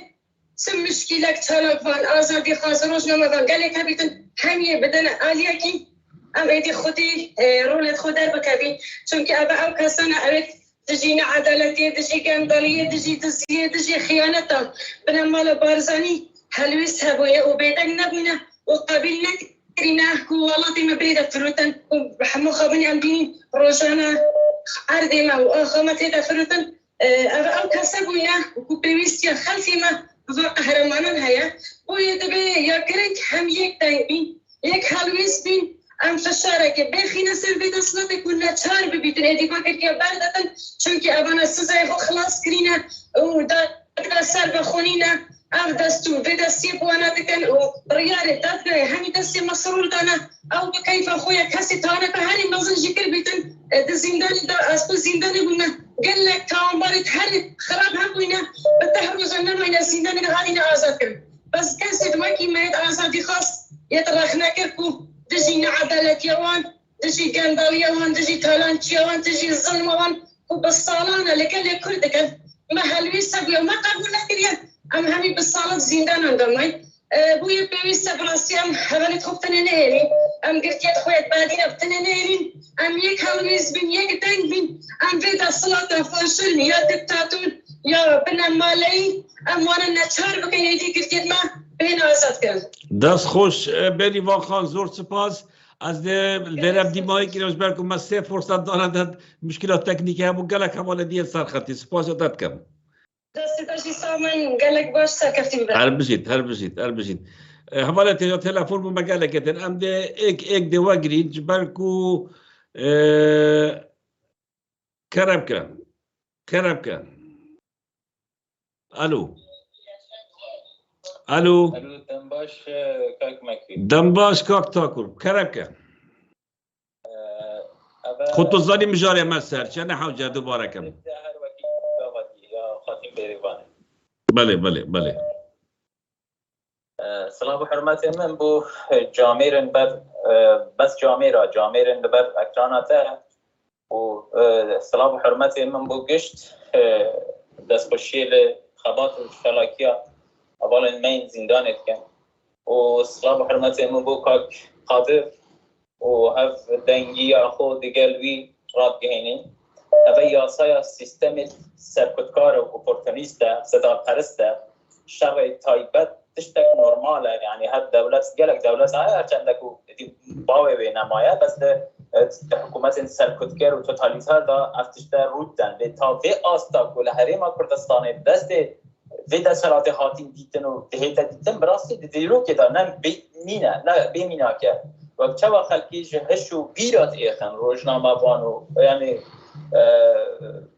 او دیا جناف دبن روزا بچت کن روزا اندنا اینا کسی بیتوان چت کن اندک روزا بیرن برزد کن اندک کسان وقت سناریو دست سرد کن دام گلک تشتید مازن دی برزد کن اما دست پرورده دولت ترکیه بگو ما دی بیت خودی کا قریشیا و دولتی درگه یعنی حریم دم خدا بری 2 سال و سابقی هیلم به هزاران گنجت که سرمایه گله منه برای وان دانم مرنا بر به اروپا مادن هشت بر به آسته که هند زیده لزاخو شیلات زیده گرن گو آشکرا برای که دستگاهت خوبه باندن توشگیرنا گنجان هات نری خستن هر چی گنج هشیار جوا که هبون برای یعنی وقتی کشتن نوکشی به گرفتن و بکار اینانا یاسای که ماهی جواب بود دادگاه جینانه آری خوب همه انجام نگرده اون ناگره نوکشی به هر شد کشتن یکو بوی رنگی جاره کدی یعنی آخر تیچه که خوب یعنی سال نوتا زبرین سال نوتا دوا بش و بنا مردانه خلقی بکشن و اف گرتنا چالاکوان بهدینان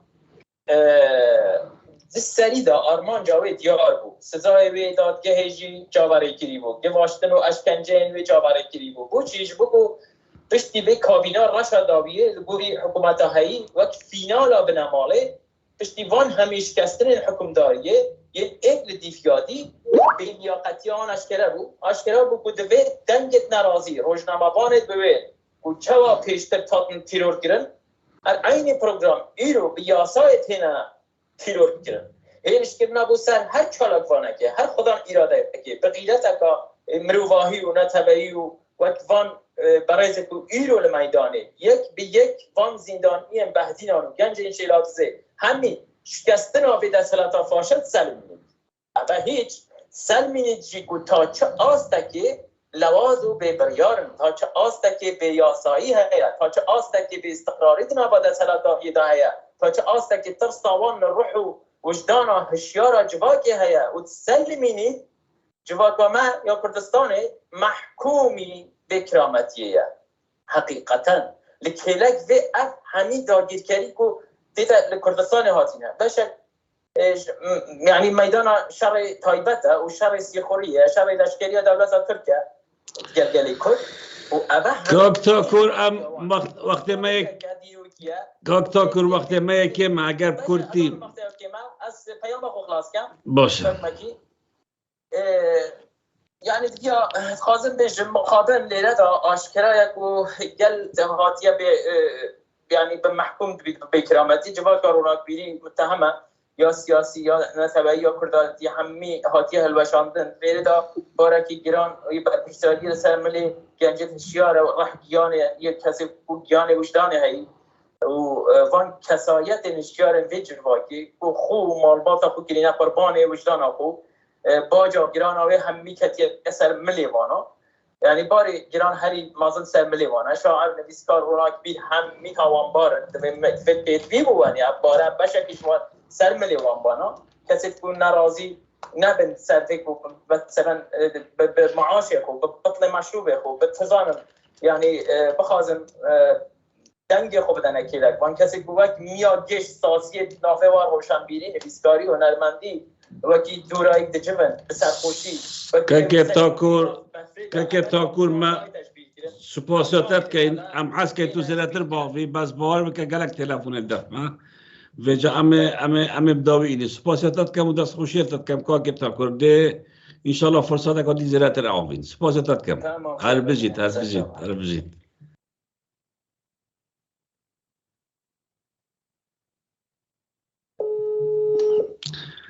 ام ده اکی غریب باگرین ده استودیه هلی تو اتا سر شاشی كاك رجدر والله صدا هي صدا چونك تو الاستوديو اولي راه اگر خود داخل بباشتره اگر بتواني نا ساي مش ناتوانم كاغمج دي چونك صدا دي ها ابي دنك لا خود كبكي من قوله من النبي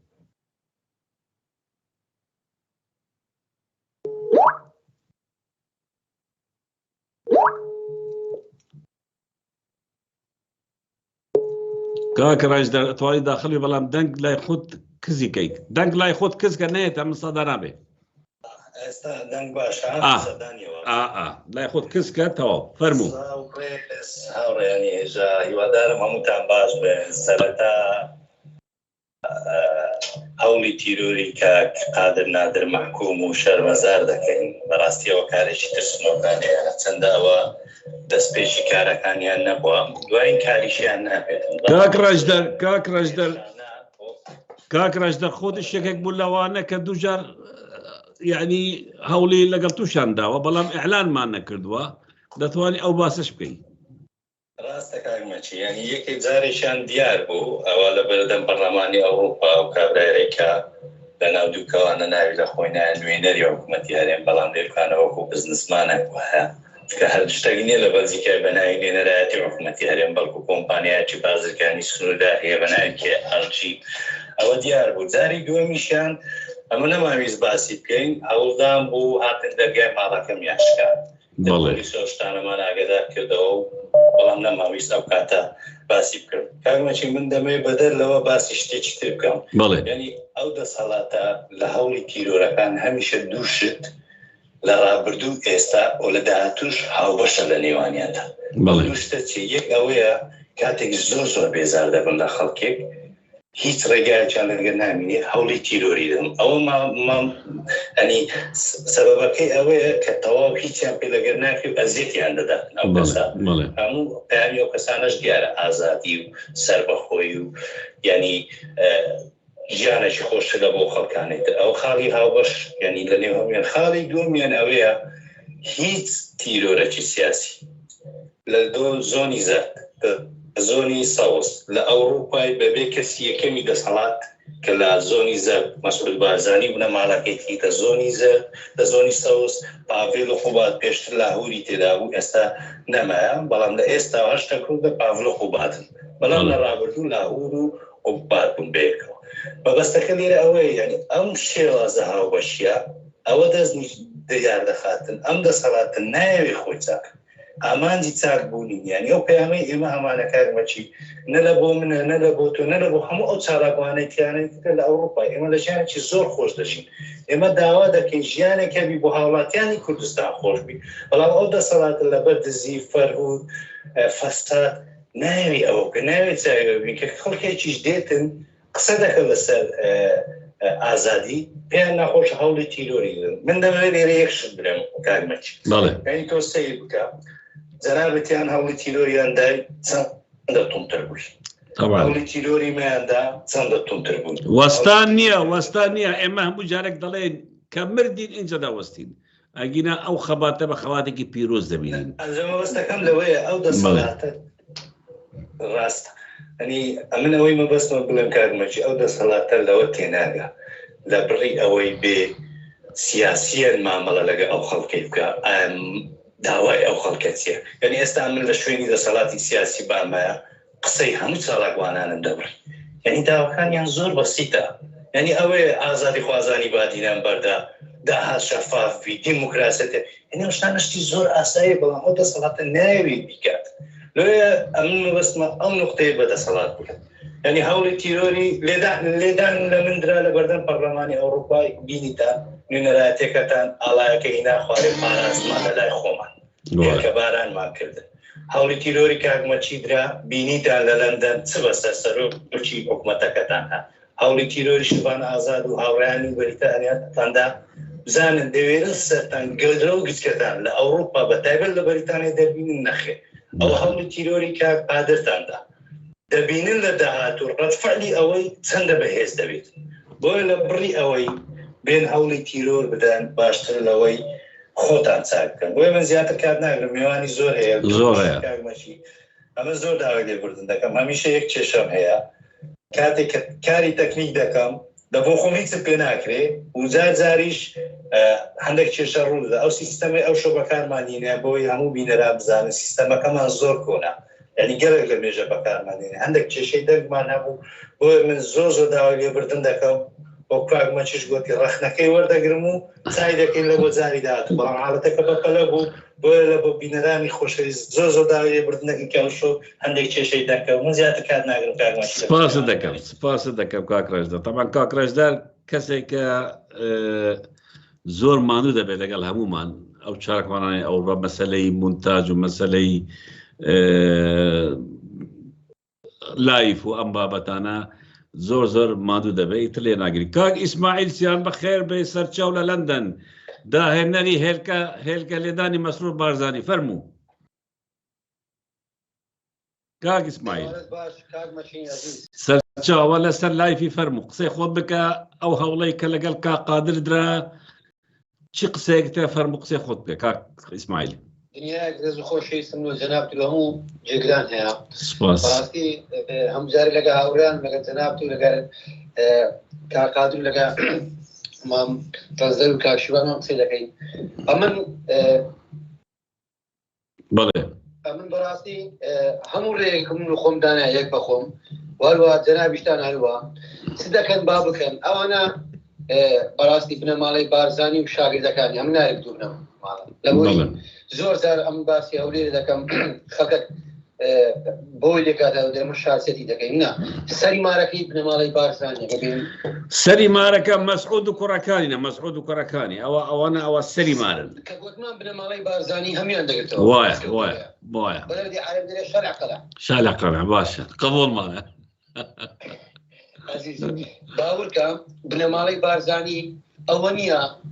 ئەو خەڵکەی کوردستان ئەویان دەکەن بە چاوی خۆتان کەسایەتی مەسرور بارزانیتان دیدی لە لەندەن چی بەسات بەڵێ چەند هێلکەت تێگرت کاک ئیسماعیل؟ وەڵڵی ئەمن ئێستاش کاکمەچین زۆر پێخۆش بە قسەت کرد ئێستاش تەعەدا دەکەم هەر بەرپرسەکی جگە لە بنەماڵەی بارزانی پارتی و یەکێتی و شاگردەکانی بینە بەریتانیای هیچم لەوان نایە بەڕاستی نەک ئەمن کاشیوان ئازار لەگە هاوڕێیانمان بەس لۆکێشنێک یان بە فەرمی یان بە نافەرمی لۆ هەر شتێکی بێن بەس ئاگادارمانکەنەوە یان بەس ئەوەندەی بە پێی زانیاریەکانمان بزانین دێنە بەریتانیای ئەو دەبزانین ئەوان لە کوردستان چی لەو خەڵکەی دەکەن کە کاکە من بەڕاستی کاکمەچی جان مشکلەی شەخسی نەگەیز کەسەشی نییە لۆ معلومات بەڵێ کاک شێروان نێزیکترین هاوڕێی خۆمە فەرموو لە زیندانە مانی گرتیا یعنی دەبی هەست بە مەسئولاتی بکەم بەڕاستی بە هەمومان کاکمەچی جان جەنابیشتەوە دەستە ویژدانمان دابرین ڕۆژگارێک ئەمن دوو جاران گیرای مەلا ئەنجومەنی ئاسایشی لەوانەیە ئەمن لە ژوورێ بم هاوڕیانم بە هەمان شێوە مووقیفیان وان دەبی خۆ ئەو پەڕی بێئەخلاقی نییە ئێستا شێروانی کە نێزیکترین هاوڕێی منە کە خەڵکی دەفەری جەنابتە ئەمە بێ هەڵوێست بین کاک ئیسماعیل من پرسیارێکت لێ دەکەم ئەم هەوڵەی کە ئێستا لە ئەوروپا لەگەڵ منیان کرد لەگەڵ کاک ڕێژدار لەگەڵ کاک قادر ئەم شتانە هەمووی کە پارتی وا دەکە بمان ترسێنێ ئەم شتە لە ئێرادەی تو لە کار و چالەکی تو تەسیر دەکە کارتەکردین دەبێ یعنی کەمی دەکەیەوە حسابێک بۆ ئەو هەرشانەی ئەوان دەکەی بەخوای کاکمەچینجان ئەمن لە 2009 کە لە 2009 کە هاتم سیاست بکەم هەموو دەکەکم لە خۆم وارد کردە لەوانەیە ئەو ئاوارەیە کە ئێستا تێدامە ڕۆژ کە تێدا نەبایە ئەلان پلە پۆستەشی باڵام هەبایە بەس ئەی بنەماڵەی بارزانی دەیانویست لە هەولێرێ ژیانم زۆر خۆش دەبوو بەڵام نە ئینسان دەبی خاوەن بڕیاری خۆی بی ئینسان دەبی خاوەن وجدان بی ئینسان دەبی خاوەن کەرامەت بی کولو خۆی دێت نەغاڵ و هاوزمانەکەی خۆی بوێ کولو خۆی دێ وڵی ئەمن بەڕاستی دونێکە ئەی بەسە کاکادریدا دەگە بەسە برای خۆم دابادە بەسە خۆم بادە ئەوەندە تاسی دەبوو لەبۆی ئەم دەزانم کاکادێ یان جەنابەت یان مامڕازدەر یان ئەو مەزمەحی کە ناوی لێدرێن ئۆپۆسیۆن چ مەبدەئیەکەن تەحەدا دەکەم سێ بارە بە بنەماڵەی بارزانی و شاگردەکانی تەحەدا ئەو سێ جارە کاکمەچین کیانیان جورئەتیان هەیە بەس بە ئاشکرا بەبێنە بەریتانیا ناوێرن ئەمن طبعا کەلیمەی تەحەدا پێم وابی شتێکی زۆر گەورەیە وایە ئەوانش بنەماڵەی بارزانی و شاگردەکانی لەبۆی ئەم زۆر بەحسی بنەماڵەی بارزانی دەکەم بەڕاستی ئەگە بنەماڵەی بارزانی گسکەکەینەوە شاگردەکانی زۆر گەورەی نێ کاکمەچینجان وایە بەڵام ئەوانە لە ژێر ئیتفاقی سیاسی دەبنەوە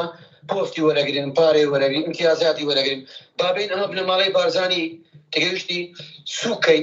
لە چارچوبەی خۆیان تەماشای خەڵکی کوردستان دەین باوەڕگە شاگردەکانیشی بۆ فەسەی تەماشایان دەکەن.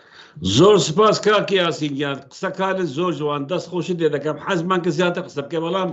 لیستەکە درێژە خەڵک زۆر چاوەڕێ دەکات ئەگەر ڕوخسەتمان بدەیت کوتایی بە قسەکانت بێنی سوپاست دەکەین. ڕێز و احتراممەیە بە هیوای تەندروستێکی باش دو کاقادر بەڵام بەلایەنیش لەو لایەکەی کاک مەچین وەک عەدایەک وەک عەدایەک چیان بنەماڵەی بارزانی و تاڵەبانی و شاگردەکانی بابێنە بەریتانیا ئەمە لە بەریتانیا یەکدری دەبینی. هەر بژیت وەڵی ناوێرن با پێت بڵێم لای ئێستاوە پێت بڵێم ناوێرن. پشتی شۆڕشی هەرکە ڕسواتێکی مەسروور بارزانی بەردەوام هاتە ڕۆژ قیامەت. هەر بژیت کاکە هەر بژیت سپاست دەکەم بەڕێزی هەر بژیت شەوێکی شاد بژیت خواویست بێ.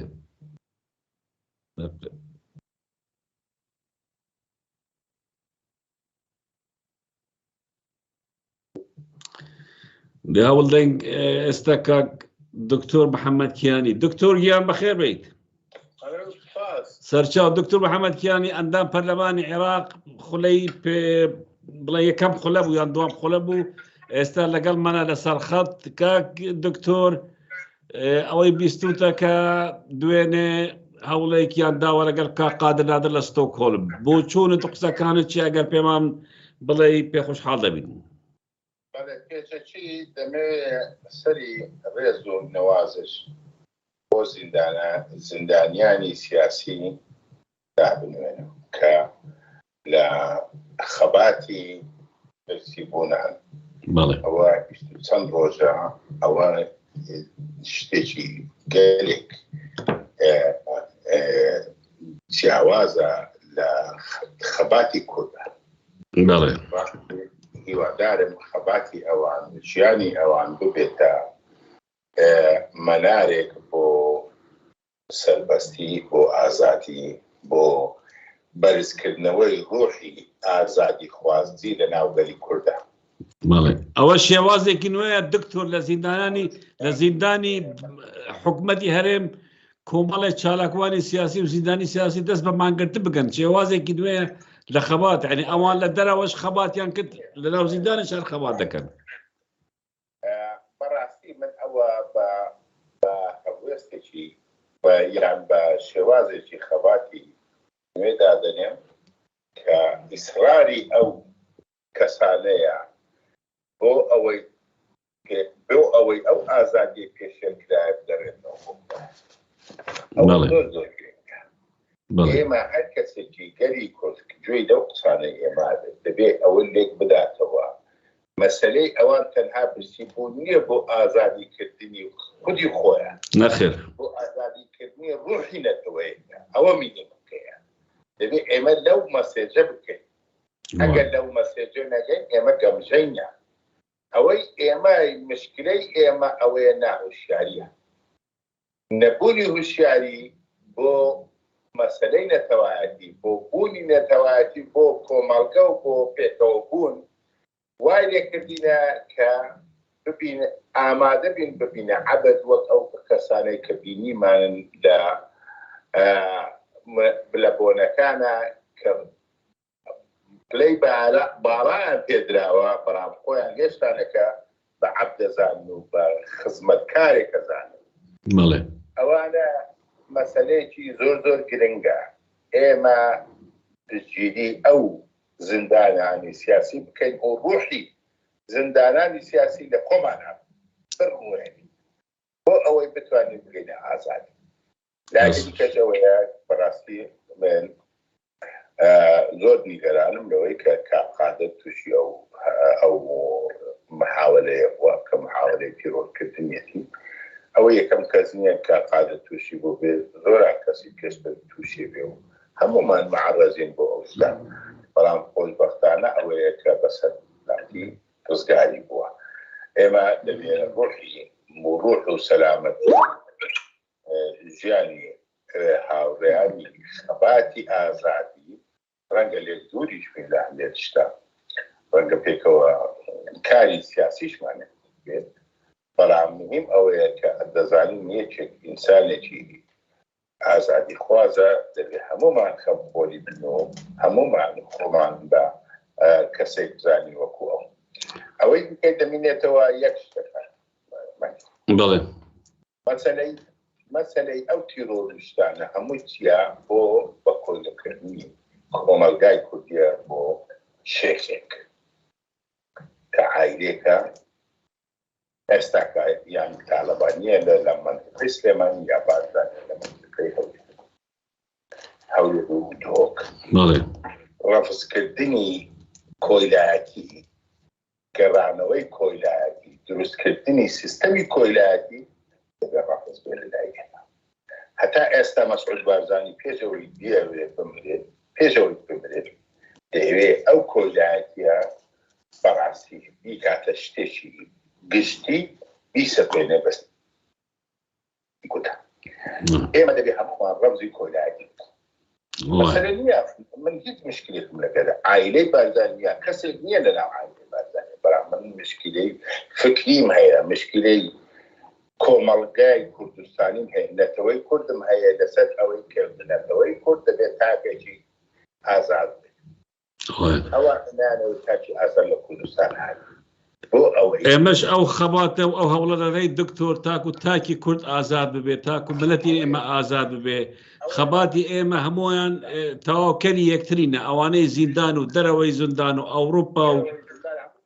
وایە ئەوەیە مەسەلەی پێش ئەوەی ببرێ فەرزی کۆیلایەتی بکە بەڕاستی ئەوە ئەو سیستەمەی کە ئێستا لە کوردستانە باوە سیستەمی فیودالیزمە ئێمە تێی نەگەشتینە فیودالیزم چییە سەرکردنەوەی سەروەت و سامانی گەلێکە لە دەستی تاقمێکی کەم ئەو تاقمە ببنە سەروەری ملەتێک و هەر کەسێکیش قووەتی هەیە و کەسی هەیە وەکو عەشایر دەبێت سەر بە ئەو کەسە بێت کە فیودالی گەورەیە کە دەکاتە سەری ڕوومەکە ماری بارزانی هەربژی دکتۆر گیان کاتمان کەمە خەڵکی زۆر وەستاوە بڵێ ئەوە زۆر مهمە ئینسانی گەری کوردەوە بگا ئێمە عەبدی هەتا ئەلە عەبداتی کۆیلایەتی نیری کۆیلایەتی فڕێ نەدەین ناتوانین ببینە بەشەر ناتوانین ببینە نەتەوە ناتوانین ببینە ساحب قەراری سەربەخۆ هەر نەتەوێت ساحب قەراری سەربەخۆ نەبێ نابێتە نەتەوە مستەقبەلی سوپاسە دەکەم و قسەکانە زۆر جوانە و بە بەهەندی وەردەگرین و وابزانم ئەوەی عەقلی لەسەری بە تێبگە سوپاسە دەکەن دکتۆر گیان زۆر زۆر سوپاس سەرچاوم کاکڕاش دەر تەلەفۆنێکی تر وەرگەرم دەگرم اینجا دەچنە لای قاقادر باژارێک یەک تەلەفۆنی تر هەیە وەریگرم یەک تەلەفۆنی تر هەیە وەردەگرم دوای دەچنە لای قاقادر دووبارە دەیەوێت بەشدار بێ بەڵام بە کاکشمان تەلەفۆنەکەت فڕایکە بە قوربان کاکشمانیش بە چونکە زۆر هەوڵیدا کاکشمان ئەگەر لە خەڵی هەڵگرە تەلەفۆنەکەت کاکشمان بەخێر بیت کاتمەچی ئەو کاتت باش بەیوان سەوتم باشبی لەبەرەوەی زەیەکەم زۆر خراپی لەوانەیە سەوتت زۆر باشە و فەرمو و دەنگت باشە و کاکڕەش دەروێنەیەکی کاکشمانیش لەسەر شاشەکەم ومەندانە زۆر سپاس دەکەم دەستخۆشی لێ دەکەم وەسڵاولۆ هەموو ئەو کەسانەی ئێستا گیان لە دەنجی مەیە دەمەوێت کات زۆر نەگرم لەبەر ئەوەی دەزانم ئەوە بەڕاستی مادیمان کردی دەمێ لەسەر ئەو کارە پێزەونە و ئەو کارە تیرۆریستی و ئەو کارە ناشیرنە و دەرحەق بەرامبەر بە کەساتی جوانی ئۆپۆزیسیۆن کاکادر نادرکرا ئەو پەڕی ئەوە کارێکی ترسنۆکانەیە بەڕاستی من بە پێچەوانەی هاوڕێوان دەتوانم بڵێم ئەو ڕۆ زۆر دڵخۆش بووم بەوەی کە ئەنجامی هەموو ئەو هەوڵ و کۆشەی لە ماوەی ڕابردوو کە درا توانیتی ببتە نەقیزەکی زۆر باش لە بۆ دەسەڵاتی کوردی بە تایبەتی بنەمانەی بارزانی تاالبانی لۆیە بەو شێوەیە دەیانەوێت بەرپەرزدانەوە ئازاری دەنگە ئازادەکانی ئەوروپا بکەن من لێرەوە دەمەوێت بنەمانەی بارزانی تاالبانی بەگشتیەوە ئاوازەکانیان دڵنیا بکەینەوە ئەو کارانەی کە ئەوان بەرامبەرمان دەیکەن ئەوە کاری یەکەم زار و دووەمداریان نییە هەم دەکەم کاکمەچی بزانی یەکەم کاری چیرۆری بەرامبەر بەما هەر تەنها گیانی چیرۆریتکەیان بەرامبەر بەمە کردیە من یەکێکم لەو کەسانی لە ماوەی داهاتوو لە جەنگەڵەکانی فەڕەنسا بە چەقۆ پەلاماردرا لە یەکێک لە کەمپەکانی هۆمەندا شاری ئامستردان لە کەمپی زاندان بە چەقۆ دوو کۆڕ پەلاماریاندا هەردووە لە شاری لە بەریتانیا لە شاری مانچستەر لە ناو پیکادری لە سەنتەری شار بە 12 کەس پەلاماریاندا ئەوە کاری ئەو ڕێیانێ وەکو قادر نادریش ئاگادارە ئەمە دەیان و وەکو جەنابیش دەزانێ بەڵام ئەوەی کە ئەمە باس دەکەین دەمانێت لۆڕای گشتی جێی لێبی ئەمە دەیان و سەدان و هەزاران هەڕەشەی جیکەی ئەو هامان کرایتە بەر دەمانێت ئەوەی لێرە ئەمن هەیە بیڵێ دەسەڵاتی کوردی کە ئەمە دەڵێ دەسەڵاتی کوردی دەکەی بارزانی تاالبانی دڵنیا دەکەینەوە قامچەکانمان زۆر بەهێزتر دەبی لە جاران بەدەوامێ بە و کار و چالاکیانە دەدەین کە خزمەتە لە بۆ تاک بە تاچی کورد وامە خۆمان پێ خزمەتکارە لە کۆتایی قسەکانمدا دەڵێم خۆزگە ئەمە وەکو شەبان ئازاد خۆزگە وەکو سەردەشت و وەکو ویداد و وەکو سۆرانی مامە حەمە و هەموو ئەو کەسانی دیکە لە پێناوی ئازادی جانیان بەخشی لێ دەڵێم لە دوای سەردەشت و ویداد و هەموو ئەوانەی دیکە بەدەیان و بە سەدان هەزاران خەڵکی دیکە ئێستا مردی و ناویشیان نەما بەڵام تەماشا دەکەی سەردەشت ویداد سۆران ئەوانە هەمووی بووینە سمبڵ و ئەوانە هەمووی بووینە ئێستا ئەمە دەستمانداتێ لە بۆ ڕوخانی تاکە بە تاکە و بتە بدە بە بتەی بەمانەی بازدانی تالەبانی دووبارە دەستخۆشی لە تو دەکەم زۆر سەربەرزم زۆر شانازی بە خۆمەوە دەکەم دەتوانم لەگەڵ کۆمەڵک مرۆڤی جوان کۆمەڵک خەڵک بەبێ بەرژەوەندی کە هەوڵی کڕینیان درا هەوڵی ئەوە درا ئاسرەتیان لۆ نادرا کۆمەڵک شتێکی کە بەرامبەریان کرا خۆیان نەفرۆش لە بەرەی گەلماینەوە ئەمە شانازیتان پێ دەکەم دەستخۆشیتان لێ دەکەین بەردەوام دەبین مامەچی زۆر سپاس کاک شەواز زۆر سپاس بەڕاستی ئێوە لەگەڵ کاک ئیسماعیل و چەندین برادەری تر لە بریتانیا کارێکتان کرد مێژووی کورد دەنووسێ زۆر چالاکن بە تایبەتی کاتی هێلکە بارانکردنی مەسرور بارزانی کە هاتە بریتانیا و لەندەن دەستخۆشتان ناکەین سوپاس بۆ بەشداری بوونت حەزمان کە زیاتر قسە بکە بەڵام کات ئەوەندە کەمە و خەڵکی زۆرە و زۆر سوپاس بۆ بەشداری کاک سپاس سەرچاو کاک ڕەشدەر ئەگەر کاک قادر دووبارە بەشدار ببیتەنم حەز کە هیچبەر و دەبنیمایی بینە نزیکی 2 سەعاتەوە چین کاک قادر بەخێر بێت کاک قادر کۆمەڵێ برادەر هاتن بەشدار بوون کۆمەڵێ برادەر هاتن بەشدار بوون لە پەرلەمانتار لە کەسانی چالاکوان لە کەسانی نزیکی تو خەباتکە لە زیندانیان هەمویان بەشدار بوون هەمویان دووپاتیان کردەوە کە ئەم هەوڵی کە کراوە هەوڵێکی تیرۆریستیە کە ئەم خەباتی ئێمە دەکەین تەواوکەری خەباتی کوردستان و زیندانیانی بەهدینانە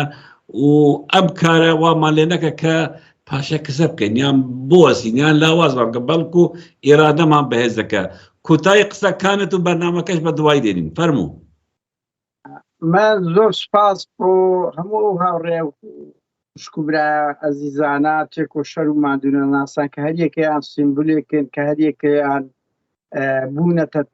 تەنگەژڕەیەکی زۆر گەورە ئەو ئیمپراتۆرێتە گەورەی ماڵی بارزانی و تاالبانی لە بەرامبەریان دەلەرزن بەناوهێنانیان من سوپاسیان دەکەم سوپاس بۆ تو کاگرانزدەر و هەموو هاوڕێیانەی کرد هەموو کە هاوڕێیانەی کۆمنتیان نووسی لە پەرۆشیدا بوون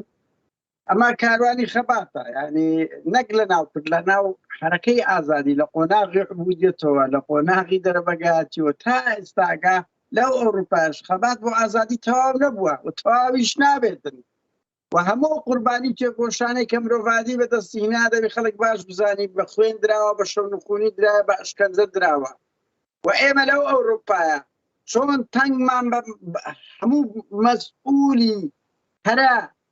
خۆ بە ئیمپراتۆرەکان خۆ بە ئەنتەرەکان لە ئەوروپا بەتاڵمان کردینەتەوە ئێستا ئەوەندە ترسنۆکن ئەوروپایەکی گەورە و گرانی 400,000 کیلۆمەتری دەبێت بە دزی بێن وەکو جاشەکان کە دەچونە منتقەیەکی ئازادکرا وامان لێ کردووە وعد دەدەین درێژەی پێدەین وعد دەدەین ئەو پەیامە هەڕەشە و ترسنۆکانانەیان کە بەرامبەرمان دەکاتن ئەوەندە کاریگەری لەسەر کار و چالاکیەکانی ئێمە نابێتن ڕۆژانی داهاتوش ئەو قسانەی ئێمە ڕاست بە تەواوەتی دەچەسپێ بزانن تونتر دەبین وەکو هەموو ئەو خەباتجێر و تێکۆشەنەرەی تریان ناوە ئەو کەیسە دەبینێ ناوەندەکانی ئەوروپا پەرلەمانتارەکان و بۆ بەڵگەیەکی باش وە پۆلیسی ئەو وڵاتانە ئێمە لێتان بێباچین خوێنی ئێمە لەو شەهیدانە نەکەمترە نە زیاترە و پەیمان دەدەین خەبات و تێکۆشانی ئەوروپا زیاتر پەرە پێ بدەین کاکمەکی ئێمە ئەومان چاوەڕوان بوو هەموومان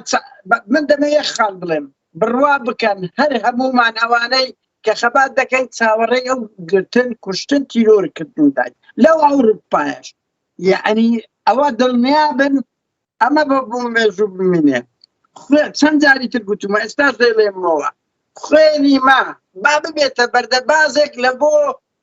بە تیرۆز ناساندنی ئەو هێزە سیاسیانەی چ پارتی چێچێتی بۆیە و ئێمە پێمان دەکرێت من یە خاڵی کۆتایی بڵێم کاکمەکی یەک کەس دەتوانێت ئیمپراتۆریەتێکی گەورە بلەنە ئەوە بە وەکو خاوەنی ویکلیکس وەکو کاکمەکی ئامێدی وەکو کاک کەمال کوردستان پۆست وەکو ئەو برادەرانەی لەندەن عەشریان کرد بەدە 15 کەس کە بە 76 سەق لە نەکرا وەکو کاک ڕەنزەرگراوی لە بەلجیکا بە تاقتەنێ 2000 کەتە دوو ئەوەی یعنی ئەو ڕۆئێمە لە سەردەمێک دەژین بە پەیجێک ئەوانە بە پەیجێک دەترسێن لە یەک کەس دەترسێن لە هەموو ئەوروپای یەک کەس دوو کەس کافیە لە بۆ ئەوەی هەموو بەرپرسە ئەمنی و ئیداریەکان هەرچی خۆی پێ ئەنتەرە هەرچی خۆی پێ مافیە خاوەنی 100 ملیۆن دۆلارە لێ گەنجی کورد دەترسێ بۆیە ئەمە وارێکی باشات و ئەمە لێتان نەک ناترسێن دەبێ بەردەوامی بۆ ترسە بدەن کە لەسەر و ژێلاکی وانمان هەیە و بە تەلەفۆنەکانمان بەردەوام دەبین و داوا دەکەین هاوڕێیان ئەوە لە بۆ من نەکرا لە بۆ مەکی نەکرا لە بۆ ڕەنزەر و ئیسماعیل و شوان و هەزاران کەسی کە نەکرا پەیامی ترسە دەیانێمان ترسێنن باشترین وەڵام لەوەیە پێیان بڵێن لێتان ناترسین زۆر سپاس زۆر سپاس کاک قادر زۆر سپاس و بەشداریت ئێمەش لێرەوە دەست بەر دەکەین پێیان دەڵێن ناترسین خەباتی ئێمە تێکوشانی ئێمە بەردەوام دەبێت تا سەرکەوتن هەواڵانی هێژە بەخواتان دەستپێرین و تا جارێکی تر و سۆز ئەدەین بە هەر هەمووتان پەیمانتان ئەدەینێ کە ئەم خەباتە بەردەوام بێت تاک و ئازادی تاکی گەلی کورد و ئازادی کوردستان ڕستی ئەم تاڵانچانەی کە 30 ساڵە حکومڕانی دەکەن شەوێکی شاد و خۆ حابیستا بێ